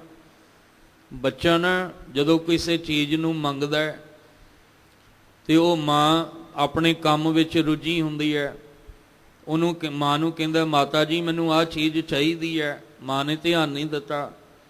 ਦੂਜੀ ਵਾਰੀ ਫਿਰ ਆਖਿਆ ਮਾਤਾ ਜੀ ਮੈਨੂੰ ਆਹ ਚੀਜ਼ ਚਾਹੀਦੀ ਹੈ, ਮਾਤਾ ਨੇ ਧਿਆਨ ਨਹੀਂ ਦਿੱਤਾ। ਫਿਰ ਉਹ ਮਾਤਾ ਦਾ ਜਿਹੜਾ ਦੁਪੱਟਾ ਖਿੱਚਣ ਲੱਗ ਜਾਂਦਾ ਵੀ ਮੈਨੂੰ ਆਹ ਚੀਜ਼ ਚਾਹੀਦੀ ਹੈ, ਫਿਰ ਮਾਤਾ ਨੇ ਧਿਆਨ ਨਹੀਂ ਦਿੱਤਾ। ਫਿਰ ਚਰਨਾਂ 'ਚ ਹੀ, ਪੈਰਾਂ 'ਚ ਹੀ ਡਿੱਗ ਜਾਂਦਾ, ਪੈਰਾਂ ਵਿੱਚ ਡਿੱਗ ਕੇ ਰੋਣ ਲੱਗ ਜਾਂਦਾ ਵੀ ਮਾਤਾ ਜੀ ਮੈਨੂੰ ਆਹ ਚੀਜ਼ ਚਾਹੀਦੀ ਹੈ। ਜਦੋਂ ਪੈਰਾਂ 'ਚ ਡਿੱਗ ਜਾਂਦਾ, ਮਾਂ ਨੂੰ ਤਰਸ ਆ ਜਾਂਦਾ ਹੈ। ਉਹ ਚੁੱਕ ਕੇ ਗੋਦੀ ਵਿੱਚ ਕਹਿੰਦੀ ਪੁੱਤਰ ਦੱਸ ਤੈਨੂੰ ਕੀ ਚਾਹੀਦਾ। ਅਸੀਂ ਵੀ ਇੱਥੇ ਆ ਕੇ ਪੈਰੀ ਪੈ ਪੈ ਬਹੁਤ ਮਨਾਈ ਵਾਲੀ ਖੇਡ ਬਣਾਉਣੀ ਸੀ, ਪਰ ਜਿਨ੍ਹਾਂ ਅੰਦਰ ਹੰਕਾਰ ਹੈ, ਚਤਰਾਈਆਂ ਚਲਾਕੀਆਂ ਨੇ, ਉਹਨਾਂ ਨੂੰ ਤੇ ਮੱਥਾ ਟੇਕਣਾ ਵੀ ਭਾਰੂ ਪੈ ਜਾਂਦਾ ਹੈ। ਉਹਨਾਂ ਨੂੰ ਸੰਗਤਾਂ ਦੇ ਜੋੜੇ ਚੁੱਕ ਕੇ ਵੀ ਰੱਖਣੇ ਭਾਰੂ ਪੈ ਜਾਂਦੇ ਆ। ਉਹਨਾਂ ਨੂੰ ਸੰਗਤਾਂ ਦੇ ਝੂਠੇ ਬਰਤਨ ਮਾਂਜਣੇ ਵੀ ਭਾਰੂ ਪੈ ਜਾਂਦੇ ਆ। ਫਿਰ ਗੱਲ ਕਿੱਥੇ ਬਣਨੀ ਸੀ? ਵਾਹਿਗੁਰੂ ਜੀ ਮਿਹਰ ਕਰਨ। ਬਾਰਕ ਵਾਂਗੀ ਹਉ ਸਭ ਕਿਛ ਮੰਗਾਂ ਦਾ ਮਤਲਬ ਪੈਰੀ ਪੈ ਪੈ ਬਹੁਤ ਮਨਾਈ। ਮੈਂ ਚਰਨਾਂ 'ਚ ਹੀ ਆ ਕੇ ਢਹਿ ਪਿਆ। ਨਾਨਕ ਗਰੀਬ ਢਹਿ ਪਿਆ ਦੁਆਰੇ, ਪੈ ਗਿਆ, ਢਹਿ ਗਿਆ ਤੇ ਮਨਾ ਲਿਆ। ਦੀਨ ਦਿਆਲ ਗੋਪਾਲਾ ਜੀਓ, ਉਹ ਦੀਨਾਂ ਉਤੇ ਦਇਆ ਕਰਨ ਵਾਲੇ ਨੇ। ਉਹ ਗੋਪਾਲ ਸਾਰਿਆਂ ਦੀ ਪਾਲਣਾ ਕਰਨ ਵਾਲੇ ਹਨ। ਹੋ ਬਲਿਹਾਰੀ ਸਤਿਗੁਰ ਪੂਰੇ, ਜਿਨ ਬੰਧਨ ਕਾਟੇ ਸਗਲੇ ਮੇਰੇ। ਹਿਰਦੈ ਨਾਮ ਦੇ ਨਿਰਮਲ ਕੀਏ, ਨਾਨਕ ਰੰਗ ਰਸਾਲਾ ਜੀਓ। ਜਾਂ ਇਸ ਤਰ੍ਹਾਂ ਵੀ ਸਮਝ ਲਈਏ ਕਿ ਸਤਿਗੁਰੂ ਦੇ ਸੱਚੇ ਪਾਤਸ਼ਾਹ ਦੇ ਪੈਰੀਂ ਪੈ ਕੇ ਮਿੰਨਤਾਂ ਕਰਕੇ ਮਨਾ ਲਿਆ ਵੀ ਸਤਿਗੁਰੂ ਮੇਰੇ ਤੇ ਇੰਨੀ ਕੁ ਤਰੁੱਠ ਕੇ ਕਿਰਪਾ ਕਰ ਦਿਓ ਕਿ ਉਹ ਦੀਨਾਂ ਉੱਤੇ ਦਇਆ ਕਰਨ ਵਾਲਾ ਮੇਰੀ ਝੋਲੀ ਵਿੱਚ ਵੀ ਆਪਣੀ ਦਇਆ ਪਾ ਦੇਵੇ। ਤੇ ਸਤਿਗੁਰੂ ਨੇ ਮੇਰੀ ਫਰਿਆਦ ਸੁਣ ਲਈ, ਮੇਰੀ ਬੇਨਤੀ ਸੁਣ ਲਈ, ਤੇ ਜਦੋਂ ਸੁਣ ਲਈ ਮੇਰੇ ਅੰਦਰ ਦੇ ਬੰਧਨ ਕੱਟ ਦਿੱਤੇ। ਸਤਿਗੁਰੂ ਕਹਿੰਦੇ ਉਹ ਦਇਆ ਜ਼ਰੂਰ ਕਰੇਗਾ, ਪਹਿਲਾਂ ਅੰਦਰ ਦੇ ਬੰਧਨ ਤਾਂ ਕੱਟ, ਪਹਿਲਾਂ ਬੁਰਾਈਆਂ ਵਾਲੇ ਪਾਸਿਓਂ ਮੁੱਖ ਤਾਂ ਮੋੜ। ਪਹਿਲਾਂ ਚਤਰਾਈਆਂ ਚਲਾਕੀਆਂ ਤੇ ਛੱਡ, ਪਹਿਲੇ ਬੁਰੀਆਈਆਂ ਛੱਡ, ਨਿੰਦਾ ਚੁਗਲੀ ਛੱਡ, ਫਿਰ ਉਹ ਦੀਨਾਂ ਉੱਤੇ ਦਇਆ ਕਰਨ ਵਾਲਾ ਤੇਰੇ ਤੇ ਵੀ ਦਇਆ ਕਰੇਗਾ। ਸਾਰਿਆਂ ਦੀ ਪਾਲਣਾ ਕਰਨ ਵਾਲਾ ਤੇਰੀ ਵੀ ਪਾਲਣਾ ਕਰਦਾ ਹੈ, ਤੇਰੀ ਹੋਰ ਪਾਲਣਾ ਕਰੇਗਾ। ਟੋਟ ਨਹੀਂ ਆਏਗੀ ਤੇਰੇ ਜੀਵਨ ਵਿੱਚ, ਪਰ ਤੂੰ ਆਪਣੇ ਬੰਧਨ ਕੱਟ।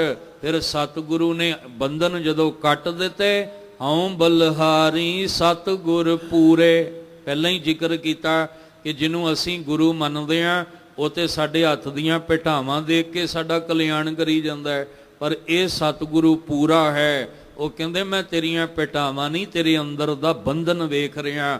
ਤੂੰ ਤੇ ਬੁਰਾਈਆਂ 'ਚ ਫਸਿਆ ਪਿਆ, ਤੂੰ ਅੰਦਰੋਂ ਤੇ ਕਾਮੀ ਹੈ, ਕਰੋਧੀ ਹੈ, ਲੋਭੀ ਹੈ, ਹੰਕਾਰੀ ਹੈ, ਵਿਕਾਰੀ ਹੈ। ਕਿਵੇਂ ਉਹ ਤੇਰੇ ਤੇ ਦਇਆ ਕਰੇਗਾ? ਆ ਮੈਂ ਤੇਰੇ ਬੰਧਨ ਕੱਟ ਦਿਆਂ, ਆ ਤੇਰੇ ਅੰਦਰ ਦੀਆਂ ਬੁਰਾਈਆਂ ਖਤਮ ਕਰ ਦੇਵਾਂ। ਉਹ ਗੁਰੂ ਸਾਹਿਬ ਭੇਟਾਵਾਂ ਦੇਖ ਕੇ ਨਹੀਂ ਕਹਿੰਦੇ ਵੀ ਤੂੰ ਬੜਾ ਹੀ ਕੀਮਤੀ ਰੁਮਾਲਾ ਸਾਹਿਬ ਜਿਹੜਾ ਭੇਟ ਕੀਤਾ ਹੈ ਤੇ ਉਸ ਮਾਲਕ ਦੀਆਂ ਖੁਸ਼ੀਆਂ ਤੇਰੇ ਤੇ ਹੋਣਗੀਆਂ, ਤੂੰ ਨਿਤਨੇਮ ਨਾ ਕਰੀ ਕੋਈ ਨਹੀਂ ਚੱਲ ਜਾਏਗਾ, ਤੂੰ ਅੰਮ੍ਰਿਤ ਬਾਣ ਨਾ ਕਰੀ ਚੱਲ ਜਾਏਗਾ, ਤੂੰ ਸੰਗਤ ਨਾ ਕਰੀ ਚੱਲ ਜਾਏਗਾ। ਨਹੀਂ, ਇਹ ਸਤਿਗੁਰੂ ਜੀ ਇਸ ਤਰ੍ਹਾਂ ਨਹੀਂ ਸਿੱਖਿਆ ਦਿੰਦੇ। ਇਸ ਲਈ ਹਉ ਬਲਿਹਾਰੀ ਸਤਿਗੁਰ ਪੂਰੇ, ਜਿਨ ਬੰਧਨ ਕਾਟੇ ਸਗਲੇ ਮੇਰੇ ਸਾਰੇ ਦੇ ਸਾਰੇ ਬੰਧਨ ਅੰਦਰੋਂ ਕੱਟ ਦਿੱਤੇ ਨੇ। ਮੈਂ ਐਸੇ ਗੁਰੂ ਤੋਂ ਬਲਿਹਾਰੇ ਜਾਵਾਂ। ਹਿਰਦੈ ਨਾਮ ਦੇ ਨਿਰਮਲ ਕੀਏ, ਬੰਧਨ ਕੱਟ ਕੇ ਮੇਰੇ ਹਿਰਦੇ ਵਿੱਚ ਨਾਮ ਦੀ ਦਾਤ ਦੇ ਕੇ ਮੈਨੂੰ ਪਵਿੱਤਰ ਕਰ ਦਿੱਤਾ, ਨਿਰਮਲ ਵਿਕਾਰਾਂ ਦੀ ਮਲ ਤੋਂ ਰਹਿਤ ਕਰ ਦਿੱਤਾ। ਨਾਨਕ ਗੁਰੂ ਅਰਜਨ ਦੇਵ ਪਾਤਸ਼ਾਹ ਕਹਿੰਦੇ ਰੰਗ ਰਸਾਲਾ ਜੀਓ, ਰੰਗ ਦੇ ਗੱਗੇ ਨੂੰ ਸਿਹਾਰੀ, ਪ੍ਰੇਮ ਵਿੱਚ ਉਹਦਾ ਜੀਵਨ ਰਸਾਲਾ, ਉਹਦਾ ਜੀਵਨ ਰਸ ਨਾਲ ਭਰ ਦਿੱਤਾ। ਰਸਾਲਾ ਆਲਾ ਕਹਿੰਦੇ ਘਰ, ਉਹਦਾ ਘਰ ਰਸ ਨਾਲ ਭਰ ਦਿੱਤਾ, ਅੰਮ੍ਰਿਤ ਰਸ ਨਾਲ ਉਹਦਾ ਘਰ ਭਰ ਦਿੱਤਾ। ਐਸੇ ਸਤਿਗੁਰੂ ਤੋਂ ਮੈਂ ਬਲਿਹਾਰੇ ਜਾਵਾਂ, ਜਿਹੜੇ ਮੇਰੇ ਅੰਦਰ ਦੇ ਬੰਧਨ ਕੱਟ ਕੇ ਮੈਨੂੰ ਅੰਦਰੋਂ ਪਵਿੱਤਰ ਕਰਕੇ ਤੇ ਮੇਰੇ ਅੰਦਰ ਨਾਮ ਦਾ ਰਸ ਭਰ ਦਿੰਦਾ ਹੈ। ਅਸੀਂ ਵੀ ਐਸੇ ਸਤਿਗੁਰੂ ਦੇ ਦਰ ਤੇ ਆਏ ਹਾਂ। ਆਪ ਵੀ ਆਈਏ, ਹੋਰਾਂ ਨੂੰ ਵੀ ਲਿਆਈਏ, ਆਪ ਵੀ ਜੁੜੀਏ ਤੇ ਹੋਰਾਂ ਨੂੰ ਵੀ ਜੋੜੀਏ, ਬਾਣੀ ਬਾਣੀ ਦੀ ਸੰਭਾਲ ਕਰੀਏ ਤੇ ਆਪ ਵੀ ਗਾਈਏ ਤੇ ਦੁਨੀਆ ਨੂੰ ਵੀ ਗਾ ਕੇ ਦਸੀਏ। ਗੁਰ ਵੱਡ ਭਾਗੀ ਪਾਇਆ, ਐਸਾ ਗੁਰ ਵੱਡ ਭਾਗੀ ਪਾਇਆ, ਗੁਰ ਵੱਡ ਭਾਗੀ ਪਾਇਆ, ਐਸਾ ਗੁਰ ਵੱਡ ਭਾਗੀ ਪਾਇਆ।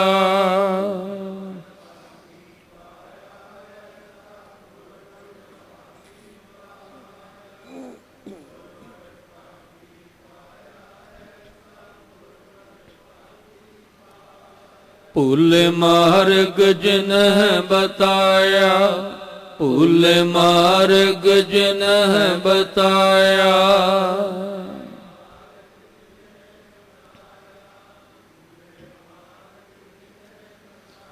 ਐਸਾ ਗੁਰ ਵੱਡ ਭਾਗੀ ਪਾਇਆ, ਐਸਾ ਗੁਰ ਵੱਡ ਭਾਗੀ ਪਾਇਆ।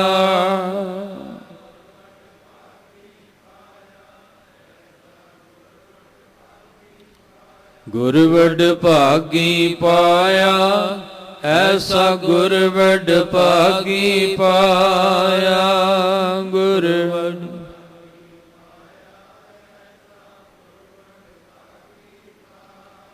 ਗੁਰ ਵੱਡ ਭਾਗੀ ਪਾਇਆ, ਐਸਾ ਗੁਰ ਵੱਡ ਭਾਗੀ ਪਾਇਆ।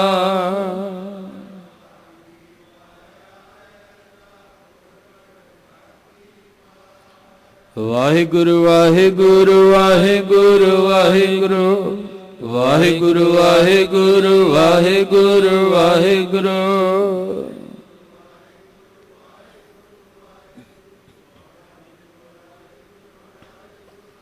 ਵਾਹਿਗੁਰੂ ਵਾਹਿਗੁਰੂ ਵਾਹਿਗੁਰੂ ਵਾਹਿਗੁਰੂ ਵਾਹਿਗੁਰੂ ਵਾਹਿਗੁਰੂ ਵਾਹਿਗੁਰੂ ਵਾਹਿਗੁਰੂ।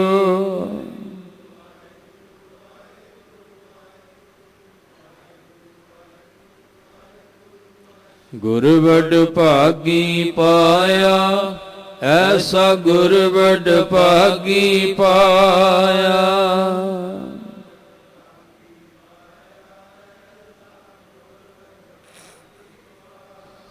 ਸਤਿਗੁਰੂ ਕਿਰਪਾ ਕਰਨ, ਆਪਾਂ ਵੀ ਐਸੇ ਸਤਿਗੁਰੂ ਜੀ ਕੋਲੋਂ ਬਖਸ਼ਿਸ਼ਾਂ ਲਈਏ ਤੇ ਹੋਰਾਂ ਨੂੰ ਵੀ ਆਪਾਂ ਗੁਰੂ ਸਾਹਿਬ ਜੀ ਦੇ ਚਰਨਾਂ ਨਾਲ ਜੋੜੀਏ, ਤਾਂ ਕਿ ਲੋਕ ਸੁਖੀਏ ਪਰਲੋਕ ਸੁਹੇਲੇ, ਨਾਨਕ ਹਰ ਪ੍ਰਭ ਆਪੇ ਮੇਲੇ ਜੀਵਨ ਬਣ ਸਕੇ। ਅੱਜ ਦੀ ਵਿਚਾਰ ਕਰਦਿਆਂ ਬੇਅੰਤ ਭੁੱਲਾਂ ਹੋਈਆਂ ਸਤਿਗੁਰੂ ਬਖਸ਼ ਦੇਣ, ਮਿਹਰ ਦਾ ਹੱਥ ਰੱਖਣ, ਸਭਨਾਂ ਨੂੰ ਚੜ੍ਹਦੀ ਕਲਾ ਵਾਲਾ ਜੀਵਨ ਬਖਸ਼ਣ। ਗੁਰੂ ਸਾਹਿਬ ਜੀ ਦੇ ਪਾਵਨ ਬਚਨ ਆਪਣੇ ਹਿਰਦੇ ਅੰਦਰ ਵਸਾ ਲਈਏ ਜੀ। ਹੋ ਬਲਿਹਾਰੀ ਸਤਿਗੁਰ ਪੂਰੇ, ਜਿਨ ਬੰਧਨ ਕਾਟੇ ਸਗਲੇ ਮੇਰੇ। ਹਿਰਦੈ ਨਾਮ ਦੇ ਨਿਰਮਲ ਕੀਏ, ਨਾਨਕ ਰੰਗ ਰਸਾਲਾ ਜੀਓ।